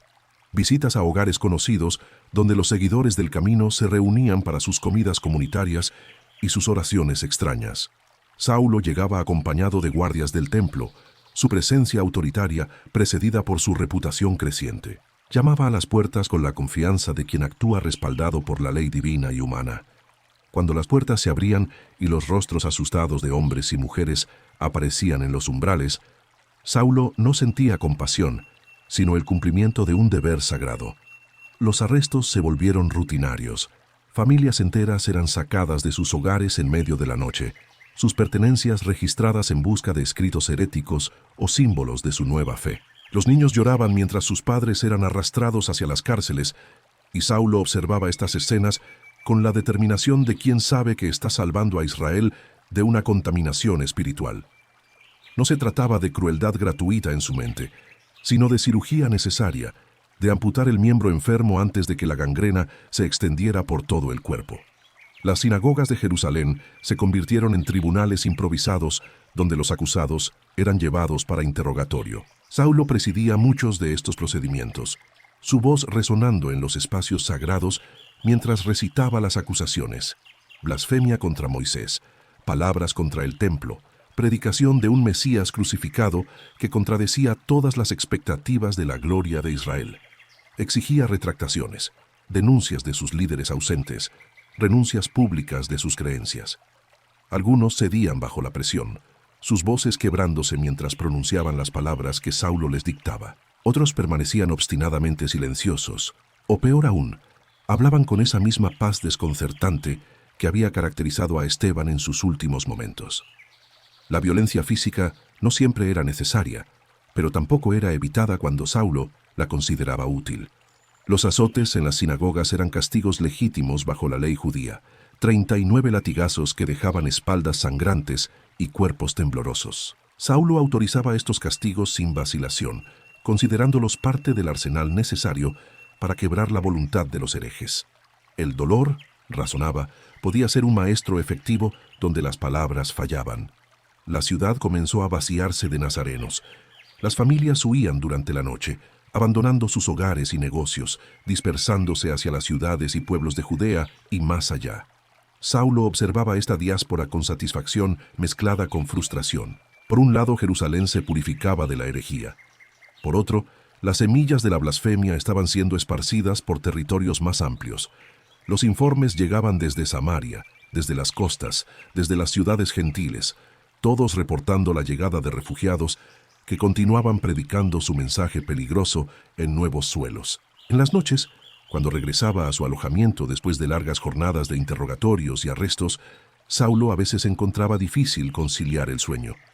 No por dudas sobre la justicia de sus acciones, eso jamás, sino por la magnitud de la tarea que aún quedaba por delante. El camino a Damasco se extendía ante Saulo como una cinta polvorienta bajo el sol implacable del mediodía. Llevaba varios días de viaje desde Jerusalén, acompañado por un pequeño grupo de hombres que compartían su celo por la pureza de la fe. En su bolsa llevaba las cartas del sumo sacerdote, documentos que le otorgaban autoridad para arrestar a cualquier seguidor del camino que encontrara en las sinagogas de Damasco y traerlos encadenados de vuelta a Jerusalén. La ciudad siria ya se vislumbraba en el horizonte cuando ocurrió. Sin advertencia alguna, una luz más brillante que el sol del mediodía lo envolvió por completo.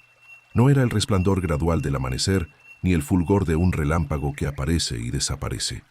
Era una luminosidad que parecía provenir de todas partes a la vez, tan intensa que Saulo sintió cómo sus rodillas cedían y caía al suelo polvoriento del camino. Los hombres que viajaban con él se detuvieron en seco, mirando a su alrededor con expresiones de confusión y temor. Veían la luz, sentían algo extraordinario en el aire, pero no comprendían qué estaba sucediendo. Saulo yacía en el suelo, con las manos cubriéndose el rostro, cegado por aquella brillantez sobrenatural. Entonces escuchó la voz. No venía de ninguna dirección específica, sino que parecía resonar en lo más profundo de su ser. Era una voz que portaba autoridad absoluta, pero también un dolor incomprensible. Las palabras llegaron en su lengua materna, en arameo, con una claridad que atravesó todas sus defensas. «Saulo, Saulo, ¿por qué me persigues?» No solo vivo, sino hablándole desde una gloria que ningún mortal podría alcanzar. Cada arresto que había ordenado, cada puerta que había derribado, cada familia que había separado, todo había sido un ataque directo contra el mismo Dios que creía servir. Temblando, completamente despojado de su anterior confianza, Saulo susurró: «Señor, ¿qué quieres que yo haga?» Entonces, tan súbitamente como había aparecido, la luz se desvaneció. Saulo abrió los ojos, pero el mundo permanecía en oscuridad absoluta. La brillantez había sido tal que sus ojos ya no podían percibir ni siquiera la luz común del día. Sus acompañantes, que habían permanecido de pie en un silencio atónito, se acercaron con cautela. Veían a su líder transformado, reducido de perseguidor implacable a hombre quebrantado que necesitaba ayuda hasta para ponerse de pie. Lo tomaron de las manos y lo guiaron como a un niño, paso a paso por el camino que faltaba hasta Damasco. La entrada a la ciudad que Saulo había imaginado tan diferente se convirtió en un ejercicio de humillación total. El hombre que había llegado portando la autoridad del sumo sacerdote ahora era conducido de la mano por las calles, ciego e indefenso. Lo llevaron a una casa en la calle llamada Derecha, donde permaneció sin comer ni beber, sumido en una oscuridad que era tanto física como espiritual, mientras su mente intentaba comprender la magnitud de lo que había ocurrido en aquel camino polvoriento bajo el sol de mediodía. Los 3 días que Saulo pasó en la casa de Judas, en la calle llamada La Derecha, fueron los más largos y extraños de su vida. La ceguera que había caído sobre él en el camino no era simplemente la ausencia de luz, sino algo más profundo, más completo. Era como si el mundo entero se hubiera retirado, dejándolo solo con sus pensamientos, con sus memorias, con el eco de aquella voz que había pronunciado su nombre con una autoridad que ningún rabino, ningún sumo sacerdote había poseído jamás. No comió durante esos días. No bebió. Los hombres que lo habían traído a Damasco, aquellos mismos que lo habían visto caer al suelo y que habían escuchado el sonido sin comprender las palabras, le ofrecían pan y agua, pero Saulo no podía llevar nada a su boca. El hambre y la sed parecían pertenecer a otra vida, a otro hombre. El Saulo que había partido de Jerusalén con cartas de autoridad y propósito ardiente parecía haberse quedado en aquel camino polvoriento, desintegrado por la luz que lo había derribado. En la oscuridad de su ceguera, las memorias venían sin ser llamadas. Veía con una claridad terrible el rostro de Esteban en el momento de su muerte, aquella expresión de paz imposible mientras las piedras destrozaban su cuerpo. Recordaba las casas que había asaltado, las familias que había separado, los hombres y mujeres que había arrastrado ante los tribunales. Cada nombre, cada rostro, cada súplica que había ignorado regresaba a él con un peso que lo aplastaba contra el suelo donde permanecía postrado. Pero más que todo, resonaba en su mente aquella pregunta que había atravesado el resplandor cegador: «Saulo, Saulo, ¿por qué me persigues?» Y su propia respuesta, tartamudeada en el polvo: «¿Quién eres, Señor?»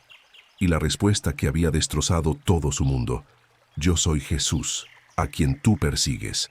El nombre que había pronunciado con desprecio, con furia, con la certeza absoluta de quien defiende la verdad contra la herejía.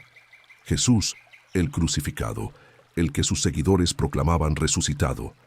Y ahora aquella voz, aquella presencia que lo había derribado, declaraba ser ese mismo Jesús, vivo, glorioso, real de una manera que hacía que todo lo demás pareciera sombra. ¿Cómo era posible que hubiera estado tan equivocado? Toda su vida, todo su estudio, toda su devoción ardiente a la ley y a las tradiciones de sus padres, ¿cómo podía haber estado tan completamente, tan catastróficamente errado? Las lágrimas corrían por su rostro en aquella oscuridad, lágrimas que nadie veía, pero que él sentía como surcos de fuego sobre sus mejillas. Judas, el dueño de la casa, entraba de vez en cuando a la habitación donde yacía Saulo. Era un hombre de mediana edad, comerciante de telas, cuya hospitalidad había sido solicitada por los compañeros de viaje de Saulo. No hacía preguntas. Simplemente se sentaba cerca, a veces en silencio, a veces murmurando palabras de consuelo que Saulo apenas escuchaba. Había algo en la manera en que este hombre se movía, en la gentileza de su voz, que hacía sospechar a Saulo que quizás él también era uno de aquellos a quienes había venido a perseguir. En la soledad de su ceguera, Saulo oraba como nunca había orado antes. No las oraciones memorizadas de su infancia, no las recitaciones precisas del Shema que había repetido miles de veces. Estas eran oraciones sin palabras, gemidos que brotaban desde un lugar más profundo que el pensamiento. Era como si todo su ser clamara por comprensión, por dirección, por alguna señal de que no había sido abandonado en esta oscuridad que era tanto física como espiritual. Al cuarto día, cuando el sol apenas comenzaba a iluminar las calles de Damasco, Saulo escuchó pasos que se acercaban a la habitación donde permanecía. Durante 3 días había estado en aquella oscuridad, sin comer ni beber, atrapado en un silencio que solo era interrumpido por sus propias oraciones y las preguntas que se agolpaban en su mente como olas contra un muro. Había pedido perdón 1000 veces, había llorado hasta que no le quedaban lágrimas, había repasado cada momento de su vida anterior como quien examina las ruinas de una ciudad destruida. Los pasos se detuvieron en el umbral. Saulo percibió una presencia, alguien que entraba con cautela, como quien se acerca a un animal herido que podría reaccionar con violencia. Luego sintió unas manos que se posaban suavemente sobre su cabeza, manos que temblaban ligeramente, pero que transmitían una calidez que Saulo no había sentido desde que cayera en el camino. «Hermano Saulo», dijo una voz que sonaba más joven de lo que él esperaba, una voz que contenía algo que Saulo tardó un momento en reconocer: compasión. «El Señor Jesús, que se te apareció en el camino por donde venías, me ha enviado para que recibas la vista y seas lleno del Espíritu Santo». El hombre que había hablado se llamaba Ananías, y aunque Saulo no podía verlo, podía sentir que no había rastro de odio o venganza en su voz, solo una obediencia simple a algo que lo trascendía. En el momento en que aquellas palabras fueron pronunciadas, algo cayó de los ojos de Saulo. Los que estaban presentes dirían después que parecían escamas, como las que caen de la piel de una serpiente cuando muda. La luz del día irrumpió en su visión con una intensidad dolorosa, y Saulo parpadeó mientras el mundo recuperaba sus formas y colores. Lo primero que vio fue el rostro de Ananías, un hombre de mediana edad, cuyo semblante reflejaba una paz que Saulo no había visto jamás en los fariseos de Jerusalén, ni siquiera en el bondadoso Gamaliel. Ananías le contó entonces cómo el Señor se le había aparecido en una visión, instruyéndole que fuera a la calle llamada La Derecha, a la casa de Judas, donde encontraría a un hombre de Tarso llamado Saulo, que estaba orando. Le contó también que había objetado, que había expresado sus temores. «Señor, he oído de muchos acerca de este hombre. ¿Cuántos males ha hecho a tus santos en Jerusalén?» Pero el Señor le había respondido con palabras que ahora Ananías repetía mientras observaba a Saulo con una mezcla de asombro y reverencia. «Ve, porque instrumento escogido me es este para llevar mi nombre en presencia de los gentiles, y de reyes, y de los hijos de Israel». Él, que había sido instrumento de muerte y terror, sería ahora instrumento de aquel a quien había perseguido. La ironía era tan profunda que casi resultaba insoportable. Ananías lo ayudó a levantarse y lo condujo hasta donde había agua. Allí, en una habitación modesta de aquella casa en Damasco, Saulo fue bautizado. El agua fresca corrió sobre su cabeza mientras pronunciaban las palabras sagradas, y Saulo sintió como si algo antiguo y pesado se desprendiera de él, hundiéndose en las profundidades de donde nunca más podría recuperarse. Cuando emergió, respiró profundamente, como quien respira por primera vez después de haber estado bajo el agua durante demasiado tiempo. Después del bautismo, Ananías insistió en que comiera. La transformación de Saulo no pasó desapercibida en Damasco.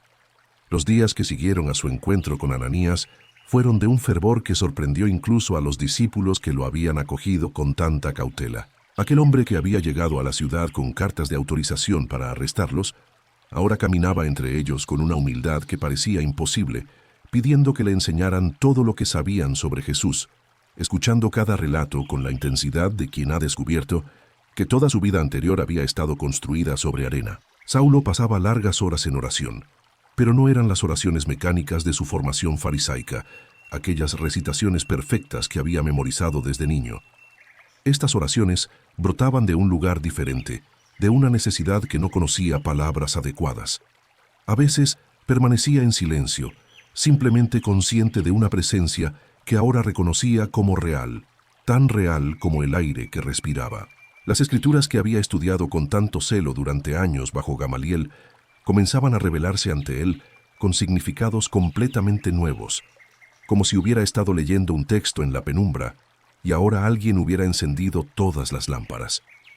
Los hermanos de la comunidad lo observaban con una mezcla de asombro y persistente incertidumbre. Algunos, como Ananías, habían llegado a confiar en la autenticidad de su conversión, pero otros no podían olvidar tan fácilmente el terror que su nombre había inspirado.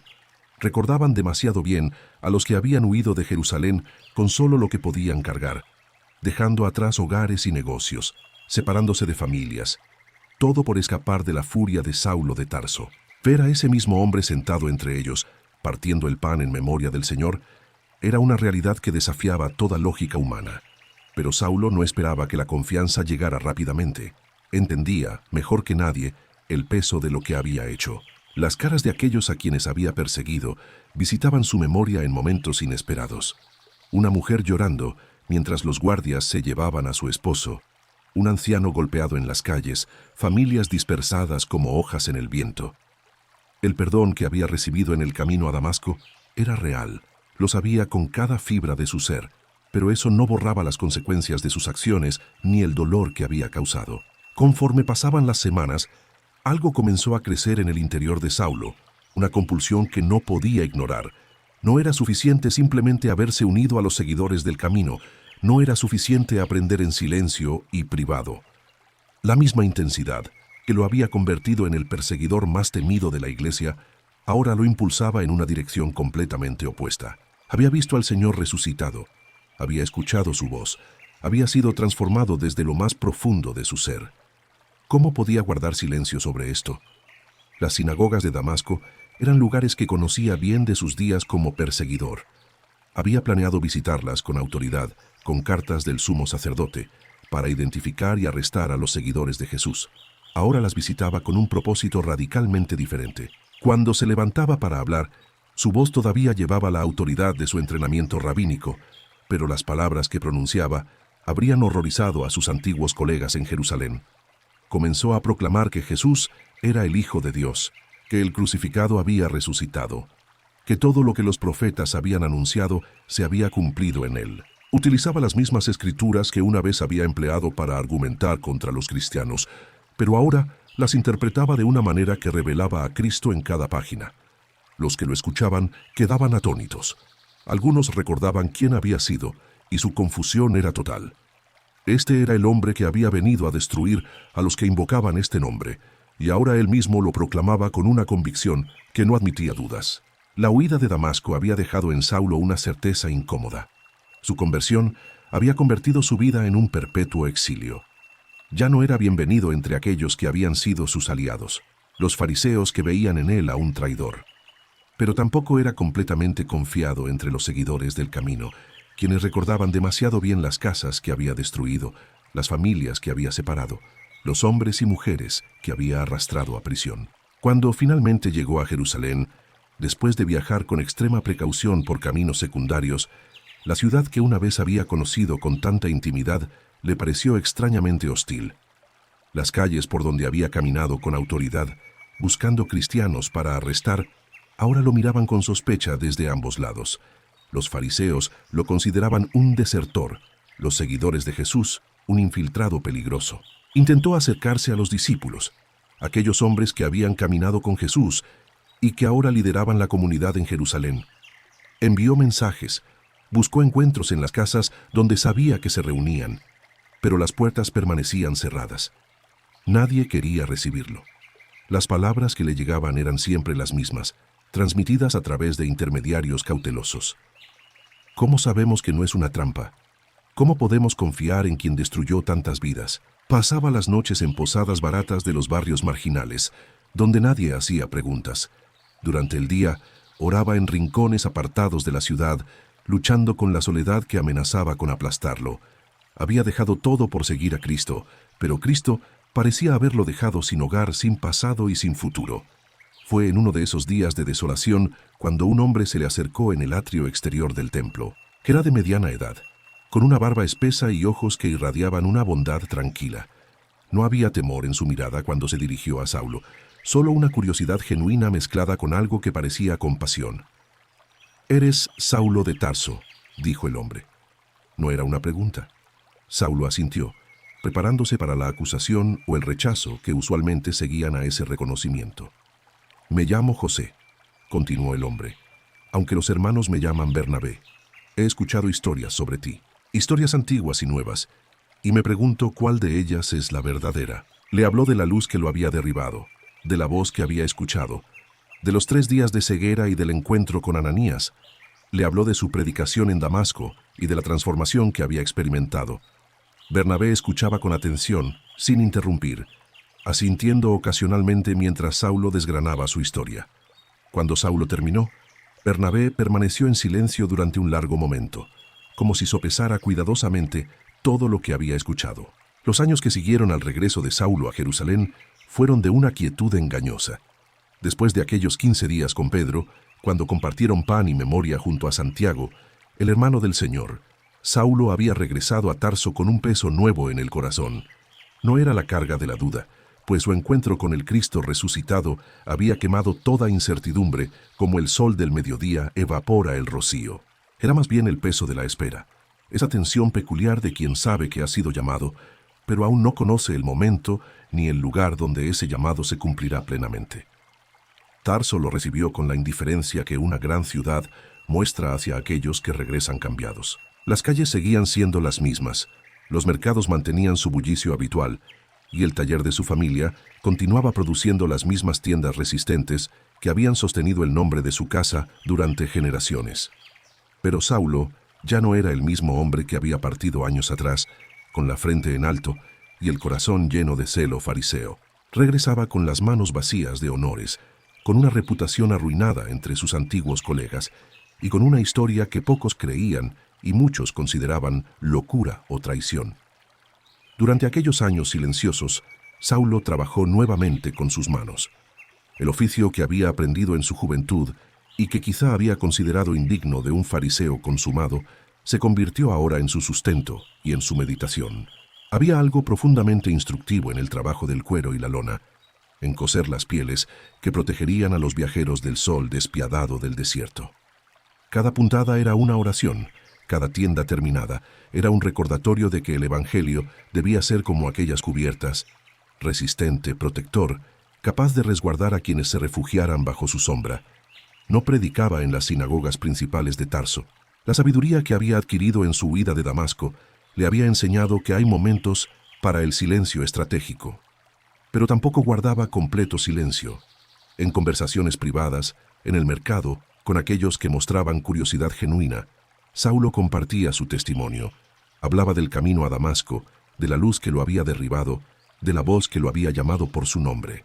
Algunos escuchaban con interés cortés, otros con burla apenas disimulada, y unos pocos, muy pocos, con algo que parecía el despertar de una sed antigua.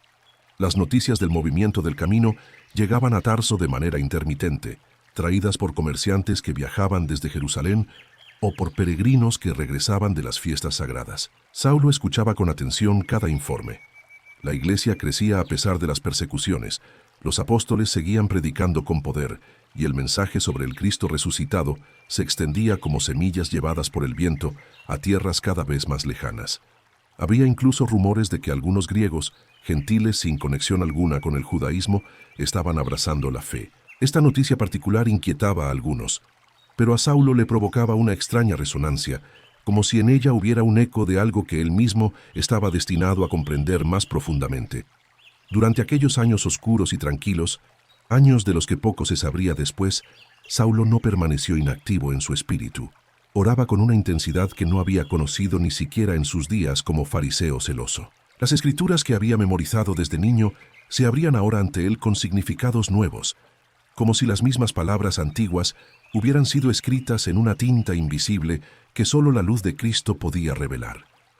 Los profetas hablaban de un siervo sufriente, los salmos cantaban de un rey ungido, y ahora todo aquello convergía en la figura de Jesús de Nazaret, el crucificado que vivía. Los discípulos que habían huido de Jerusalén durante la persecución que siguió a la muerte de Esteban, habían llegado a aquella ciudad cosmopolita y comenzado a hacer algo sin precedentes. No se limitaban a predicar a los judíos en las sinagogas, sino que hablaban abiertamente a los griegos, a los gentiles que llenaban las calles bulliciosas de aquel puerto mediterráneo. La comunidad que surgió en Antioquía era diferente a todo lo que había existido antes. En Jerusalén, los seguidores del camino eran judíos que habían aceptado a Jesús como el Mesías prometido, pero que continuaban observando la Torá, circuncidando a sus hijos, guardando el sábado con la misma devoción de siempre. En Antioquía, sin embargo, judíos y gentiles se sentaban juntos a partir el pan, compartían sus comidas sin preocuparse por las leyes de pureza ritual, oraban lado a lado sin que mediara entre ellos la barrera del atrio de los gentiles que había marcado la separación en el templo de Jerusalén. Las noticias de lo que ocurría en Antioquía llegaron finalmente a los apóstoles en Jerusalén, y la respuesta inicial fue de cautela mezclada con inquietud. ¿Cómo era posible que gentiles incircuncisos pudieran formar parte del pueblo de Dios? ¿No había sido Abraham circuncidado como señal del pacto eterno? ¿No había ordenado Moisés la observancia de la ley como condición para pertenecer a la comunidad de Israel? Las preguntas resonaban en las reuniones de los ancianos, y finalmente se decidió enviar a alguien para investigar lo que realmente estaba sucediendo en aquella ciudad distante. La elección recayó en Bernabé, aquel levita de Chipre cuya generosidad había sido legendaria desde los primeros días, cuando vendió su campo y puso el dinero a los pies de los apóstoles. Era un hombre de espíritu noble, conocido por su capacidad de ver lo bueno en los demás, de discernir la obra del Espíritu incluso en circunstancias inusuales. Si alguien podía evaluar con justicia lo que ocurría en Antioquía, ese era Bernabé.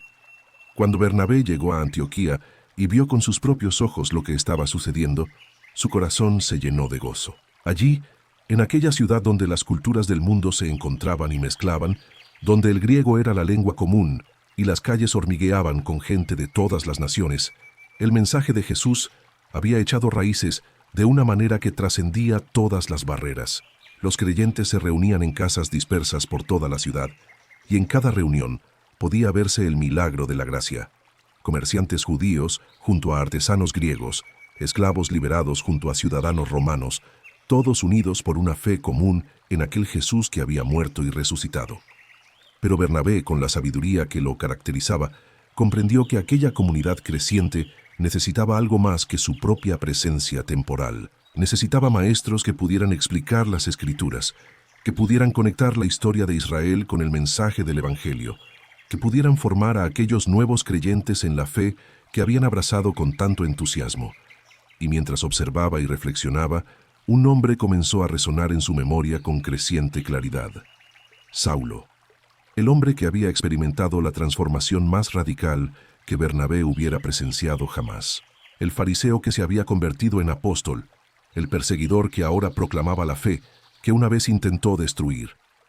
Aquel hombre cuya formación en la ley era impecable, pero que había comprendido algo que muchos todavía luchaban por aceptar: que la gracia de Dios no conocía fronteras, que el amor del Padre se extendía más allá de los límites de Israel. Bernabé sabía dónde encontrarlo. Tarso no estaba tan lejos de Antioquía, apenas unos días de viaje hacia el norte, y así, con la certeza de quien es guiado por algo más grande que su propia comprensión, Bernabé emprendió el camino hacia la ciudad natal de Saulo, llevando consigo una invitación que cambiaría no solo el destino de un hombre, sino el curso mismo de la historia del Evangelio en el mundo gentil. La decisión de enviar a Bernabé y Saulo más allá de Antioquía no surgió de la planificación humana, sino de algo más profundo. Durante uno de aquellos encuentros donde la comunidad se reunía para orar y ayunar, mientras los profetas y maestros buscaban la dirección del Espíritu, vino una palabra clara como el tañido de una campana en la mañana: «Apartadme a Bernabé y a Saulo para la obra a la que los he llamado». Las palabras resonaron en el silencio que siguió, y todos los presentes supieron que habían escuchado algo que cambiaría no solo el destino de aquellos dos hombres, sino el curso mismo del mensaje que llevaban. Hubo más ayuno, más oración. Los líderes de la comunidad impusieron sus manos sobre Bernabé y Saulo, un gesto antiguo que significaba bendición y comisión, envío y respaldo. No era una despedida triste, sino solemne, cargada de expectación. Saulo sintió el peso de aquellas manos sobre su cabeza y sus hombros, y recordó otras manos, las de Ananías en Damasco, que habían traído sanidad y visión. Ahora estas manos lo enviaban hacia lo desconocido, hacia territorios donde el nombre de Jesús aún no había sido pronunciado. Decidieron llevar consigo a Juan Marcos, el joven sobrino de Bernabé, cuya madre había abierto su casa en Jerusalén para que los creyentes se reunieran.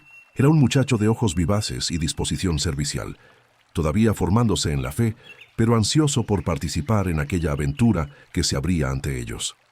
Los tres descendieron juntos hasta Seleucia, el puerto que servía a Antioquía, donde las aguas del Mediterráneo brillaban bajo el sol como una invitación a mundos distantes. La travesía hasta Chipre fue breve pero significativa. Era la isla natal de Bernabé, y había algo apropiado en comenzar allí, en un lugar donde todavía tenía familia y conocidos, donde el terreno no sería completamente extraño. Desembarcaron en Salamina, en la costa oriental de la isla, y comenzaron a recorrer las sinagogas proclamando la palabra de Dios. La estrategia era natural para hombres formados en el judaísmo, comenzar con los suyos, con aquellos que ya conocían las Escrituras y esperaban al Mesías. Atravesaron la isla de este a oeste, caminando por caminos polvorientos entre olivares y viñedos, deteniéndose en cada población donde hubiera una comunidad judía. Las respuestas variaban. Algunos escuchaban con interés genuino, otros con escepticismo cortés, algunos con hostilidad apenas contenida. Pero en cada lugar dejaban algo sembrado, palabras que germinarían en su tiempo, preguntas que no podían responderse fácilmente. Cuando llegaron a Pafos, la capital en la costa occidental, se encontraron con un mundo diferente. Era una ciudad romana en todo su esplendor, sede del procónsul que gobernaba la isla en nombre del emperador. Allí, en los círculos del poder, conocieron a un hombre llamado Sergio Paulo, el procónsul mismo, descrito por todos como persona prudente y de entendimiento. Pero junto a él había otro hombre, un judío llamado Barjesús, que se hacía llamar Elimas y que practicaba las artes mágicas, ejerciendo una influencia considerable sobre el gobernador. Sergio Paulo había oído hablar de aquellos maestros judíos que proclamaban un mensaje nuevo y deseaba escucharlos. Mandó llamar a Bernabé y Saulo, curioso por conocer aquella enseñanza que estaba comenzando a resonar incluso en los rincones más remotos del imperio. Pero Elimas, sintiendo amenazado su propio poder e influencia, se opuso con todas sus fuerzas, intentando apartar al procónsul de la fe, usando toda su elocuencia y sus trucos para desacreditar a aquellos visitantes. Fue entonces cuando algo cambió en Saulo. Lleno del Espíritu Santo, fijó sus ojos en Elimas con una intensidad que hizo que todos los presentes guardaran silencio. La travesía por mar desde Seleucia hasta la isla de Chipre había sido relativamente breve, pero para Saulo, cada momento sobre las aguas representaba un paso más hacia territorios desconocidos. Bernabé, que conocía la isla por haber nacido allí, señalaba con familiaridad las costas que se aproximaban, mientras el barco navegaba hacia el puerto de Salamina. Juan Marcos, el joven que los acompañaba como ayudante, observaba todo con ojos llenos de asombro y nerviosismo. Salamina los recibió con el bullicio característico de un puerto mediterráneo. Las calles estaban llenas de comerciantes griegos, marineros de todas las provincias del imperio y una considerable comunidad judía que había establecido varias sinagogas en la ciudad.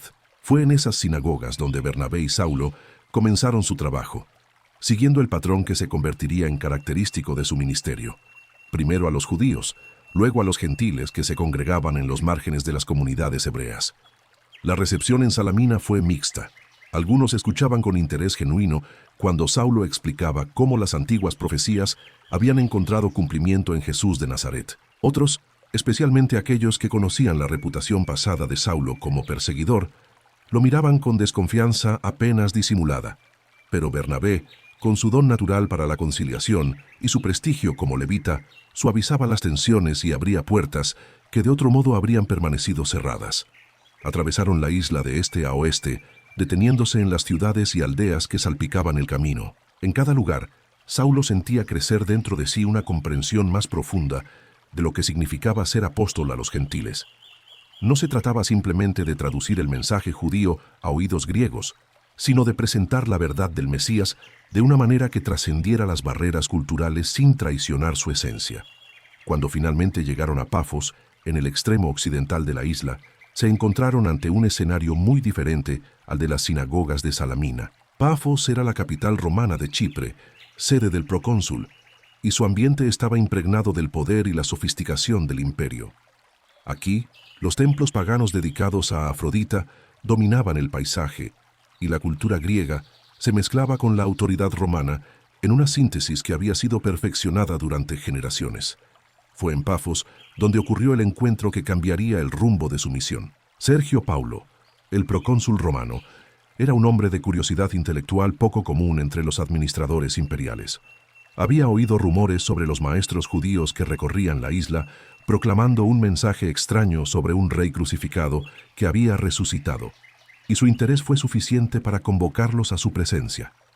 Pero en la corte del procónsul había otro hombre, un judío llamado Bar Jesús, conocido también como Elimas, que se presentaba como mago y profeta. Este hombre había cultivado una posición de influencia junto a Sergio Paulo y veía en la llegada de Bernabé y Saulo una amenaza directa a su estatus.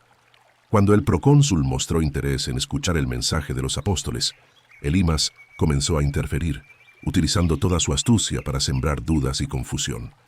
Saulo observaba la escena con una mezcla de indignación y reconocimiento. Veía en Elimas un reflejo distorsionado de lo que él mismo había sido. Alguien que utilizaba el conocimiento de las cosas sagradas no para servir a la verdad, sino para mantener el poder y el prestigio personal. La diferencia era que Saulo había perseguido por celo genuino, aunque equivocado, mientras que este hombre traficaba con lo divino por simple ganancia.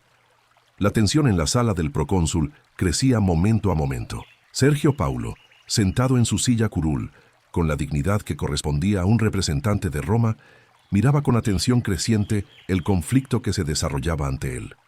No era simplemente una disputa teológica entre judíos lo que presenciaba, sino algo más profundo. Un choque entre dos visiones completamente diferentes de lo que significaba conocer y servir a Dios. La travesía desde Chipre hasta la costa sur de Asia Menor había sido breve pero significativa. Cuando el barco atracó en el puerto de Perge, en la región de Panfilia, Saulo y Bernabé pisaron tierra con la determinación de quienes sabían que cada ciudad representaba una nueva oportunidad para compartir el mensaje que ardía en sus corazones. Juan Marcos, el joven que los había acompañado desde Jerusalén, caminaba junto a ellos, cargando parte del equipaje necesario para el viaje. Perge era una ciudad próspera, situada en un valle fértil a poca distancia del mar. Sus calles amplias y sus edificios imponentes hablaban de la riqueza que el comercio y la agricultura traían a la región. Pero para Saulo, acostumbrado ya a los desafíos que cada nuevo territorio presentaba, Perge fue también el escenario de una desilusión inesperada. Una mañana, mientras preparaban su siguiente movimiento hacia el interior de la provincia, Juan Marcos se acercó a Bernabé con expresión preocupada. Las palabras que siguieron cayeron sobre el pequeño grupo como piedras en agua tranquila. El joven había decidido regresar a Jerusalén. No explicó con detalle sus razones, pero en su rostro se leía una mezcla de nostalgia y quizás de temor ante lo que les esperaba en las montañas del interior. Bernabé, con su característica gentileza, intentó persuadirlo de continuar, pero la decisión del joven estaba tomada. Saulo observó la escena con sentimientos encontrados. Parte de él comprendía que no todos estaban llamados a soportar las dificultades del camino, que la obra requería un compromiso que algunos no podían o no querían dar. Otra parte, sin embargo, sintió la partida como una deserción en el momento en que más necesitaban permanecer unidos. No dijo mucho mientras Juan Marcos recogía sus pertenencias y se despedía, pero algo se endureció en su interior, una nota mental que guardaría para el futuro. Con o sin Juan Marcos, el camino continuaba.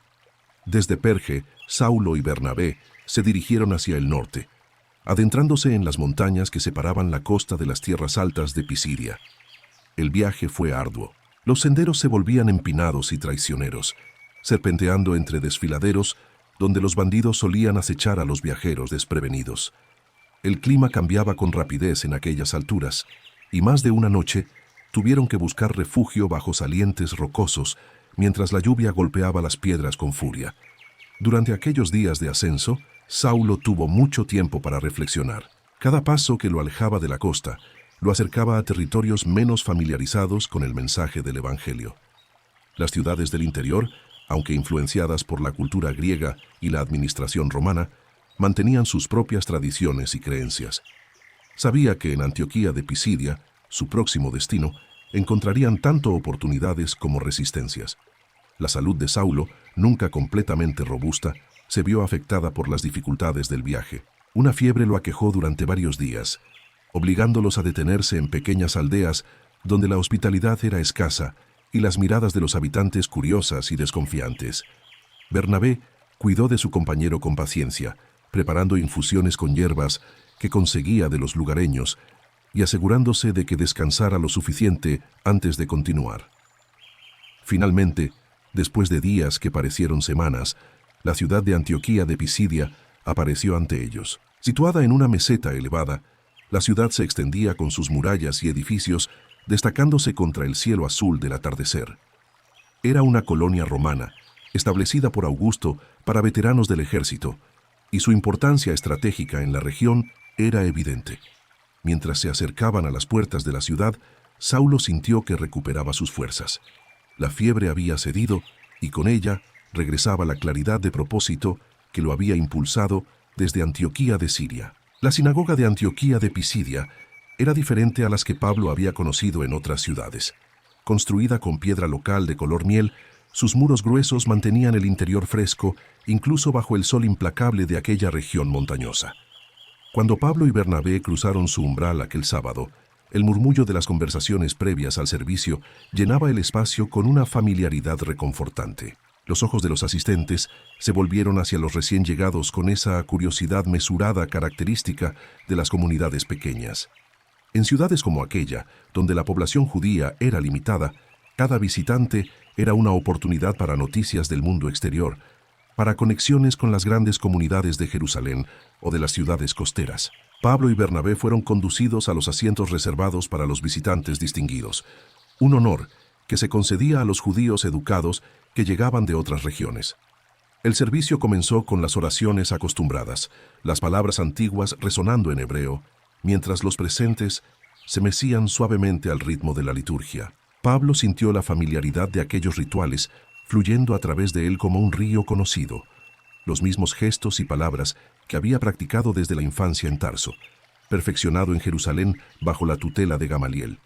Después de las lecturas de la Torá y los profetas, el principal de la sinagoga se volvió hacia ellos. Su rostro, curtido por años bajo el sol de Pisidia, mostraba una expresión de genuino interés cuando les habló. «Hermanos, si tenéis alguna palabra de exhortación para el pueblo, hablad». El momento se extendió como un puente entre el pasado y el futuro.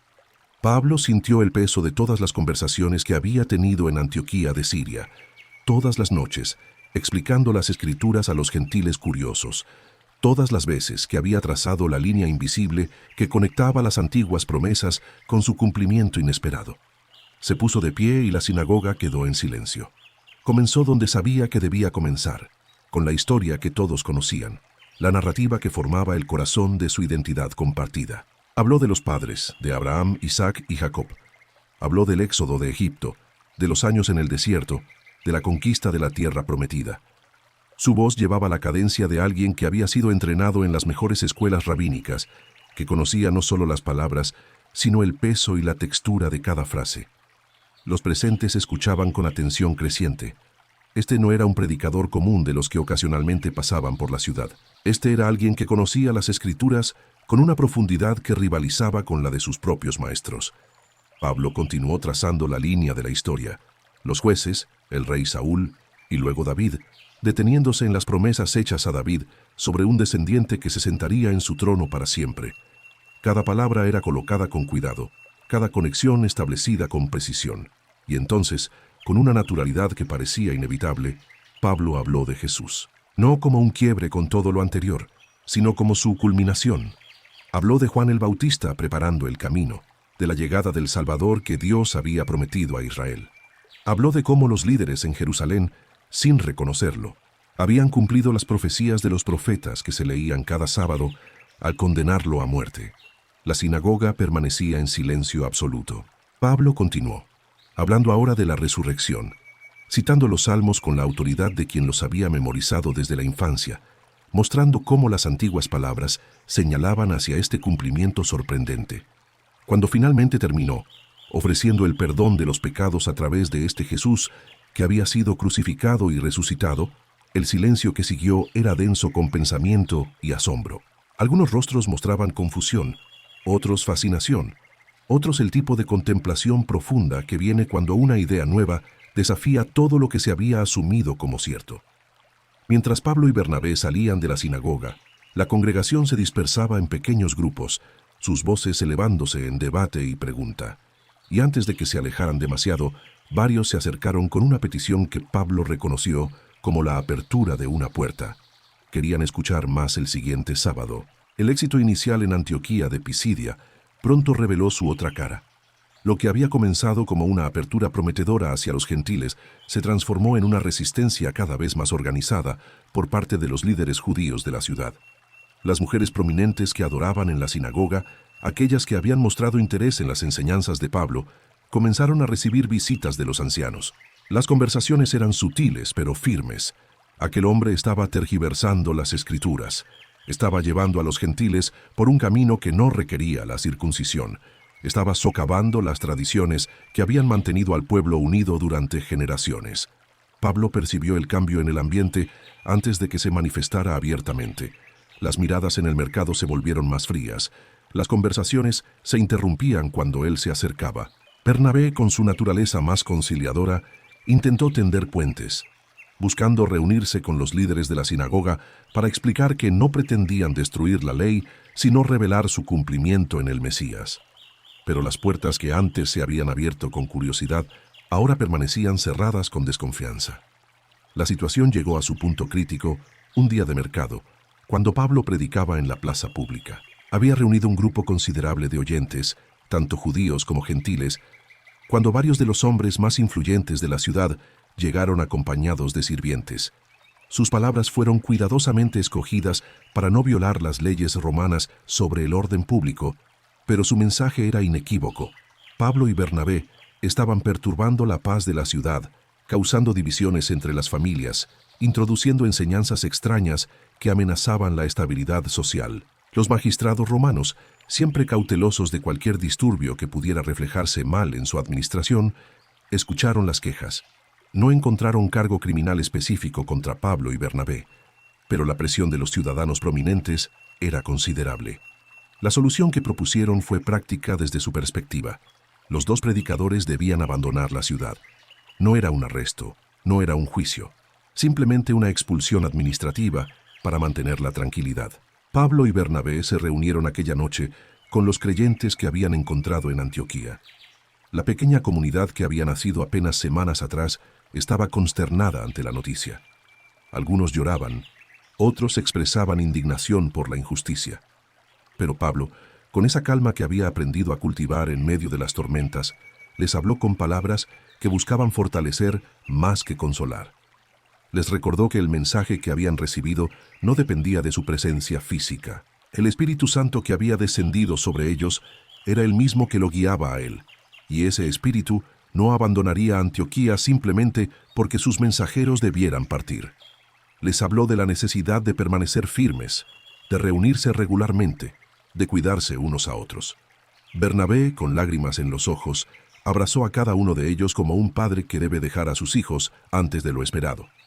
Al amanecer del día siguiente, Pablo y Bernabé recogieron sus escasas pertenencias. Antes de partir, realizaron un gesto que se volvería característico en los viajes de Pablo. Se detuvieron a las afueras de la ciudad, se quitaron las sandalias y sacudieron el polvo de sus pies. Era una acción simbólica que había visto hacer a los judíos piadosos al salir de territorio gentil, pero Pablo le daba un significado invertido. Estaba sacudiendo el polvo de una comunidad judía que había rechazado el mensaje del Mesías. El camino hacia Iconio se extendía hacia el este, atravesando el altiplano de Galacia. Era una ruta comercial bien transitada, pero el paisaje tenía una cualidad desolada que reflejaba el estado de ánimo de los dos viajeros. Sin embargo, conforme caminaban, Pablo sentía algo que lo sorprendía. No desánimo, sino una extraña alegría. Había experimentado su primera expulsión formal por causa del Evangelio, y en lugar de sentirlo como un fracaso, lo percibía como una confirmación. La expulsión de Antioquía de Pisidia no había sido el final que Pablo esperaba, pero tampoco le resultaba desconocido el sabor amargo del rechazo. Mientras él y Bernabé sacudían el polvo de sus sandalias en el límite de la ciudad, un gesto que habían aprendido del propio Maestro como testimonio contra quienes cerraban sus corazones, algo en el interior de Pablo se había fortalecido en lugar de quebrarse. Los discípulos que dejaban atrás, tanto judíos como gentiles, habían recibido la semilla del Evangelio, y esa semilla crecería sin importar cuánta oposición enfrentaran sus mensajeros. El camino hacia Iconio se extendía hacia el este, atravesando valles amplios donde los rebaños pastaban bajo la vigilancia de pastores que observaban con curiosidad a aquellos dos viajeros de apariencia modesta, pero porte decidido. Pablo caminaba con la familiaridad de quien había recorrido muchas rutas comerciales durante sus años como fabricante de tiendas. Cada ciudad, cada aldea, cada sinagoga representaba una nueva oportunidad para proclamar lo que había visto en el camino a Damasco. Iconio era una ciudad próspera, punto de encuentro entre diferentes culturas y lenguas.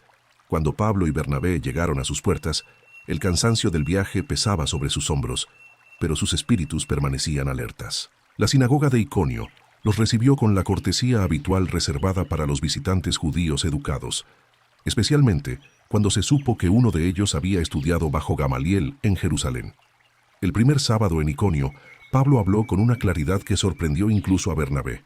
No comenzó con las Escrituras esta vez, sino con una pregunta directa. ¿Qué esperan ustedes del Mesías? Dejó que la congregación respondiera, escuchando atentamente cada opinión, cada expectativa, cada esperanza largamente acariciada. Algunos hablaban de un rey guerrero que expulsaría a los romanos, otros de un sacerdote que restauraría la pureza del templo. Los más ancianos soñaban con un profeta como Moisés que guiaría al pueblo de regreso a la fidelidad de sus antepasados. Cuando Pablo finalmente habló, lo hizo tejiendo todas aquellas esperanzas en una narrativa que culminaba en Jesús de Nazaret. No como el cumplimiento que ellos esperaban, sino como el cumplimiento que necesitaban sin saberlo. Un Mesías que no había venido a conquistar territorios sino corazones, que no había restaurado un templo de piedra, sino que se había convertido él mismo en el templo donde Dios habitaba entre los hombres, que no había dado una nueva ley, sino que había cumplido todas las leyes mediante el amor. La respuesta en Iconio fue diferente a la de Antioquía. Aquí, tanto judíos como griegos creyeron en gran número. Pablo y Bernabé permanecieron en la ciudad durante semanas que se convirtieron en meses, estableciendo reuniones no solo en la sinagoga, sino en casas particulares. La comunidad crecía con una diversidad que habría escandalizado a los fariseos de Jerusalén. Comerciantes judíos compartían el pan con artesanos gentiles, mujeres griegas estudiaban las escrituras hebreas, y antiguos adoradores de Zeus y Artemisa aprendían a orar al Dios de Abraham. Pero con el crecimiento llegó también la división. La ciudad misma comenzó a partirse entre quienes apoyaban a los apóstoles y quienes se oponían a ellos. Los líderes judíos que rechazaban el mensaje encontraron aliados entre los magistrados gentiles, preocupados por cualquier movimiento que alterara el orden social establecido. Las acusaciones comenzaron a circular. Estos hombres estaban trastornando la ciudad, promoviendo un reino rival al del César, socavando las tradiciones que mantenían la paz entre comunidades. Pablo podía sentir la tensión aumentando en las calles de Iconio. Los saludos amistosos se volvían escasos, las miradas hostiles más frecuentes. Había visto esto antes en Damasco, en Jerusalén. Conocía los signos que precedían a la violencia. Una tarde, mientras regresaban de visitar a una familia de nuevos creyentes, Bernabé tocó el brazo de Pablo y señaló con discreción hacia un grupo de hombres que los observaban desde una esquina, sus rostros endurecidos por la determinación.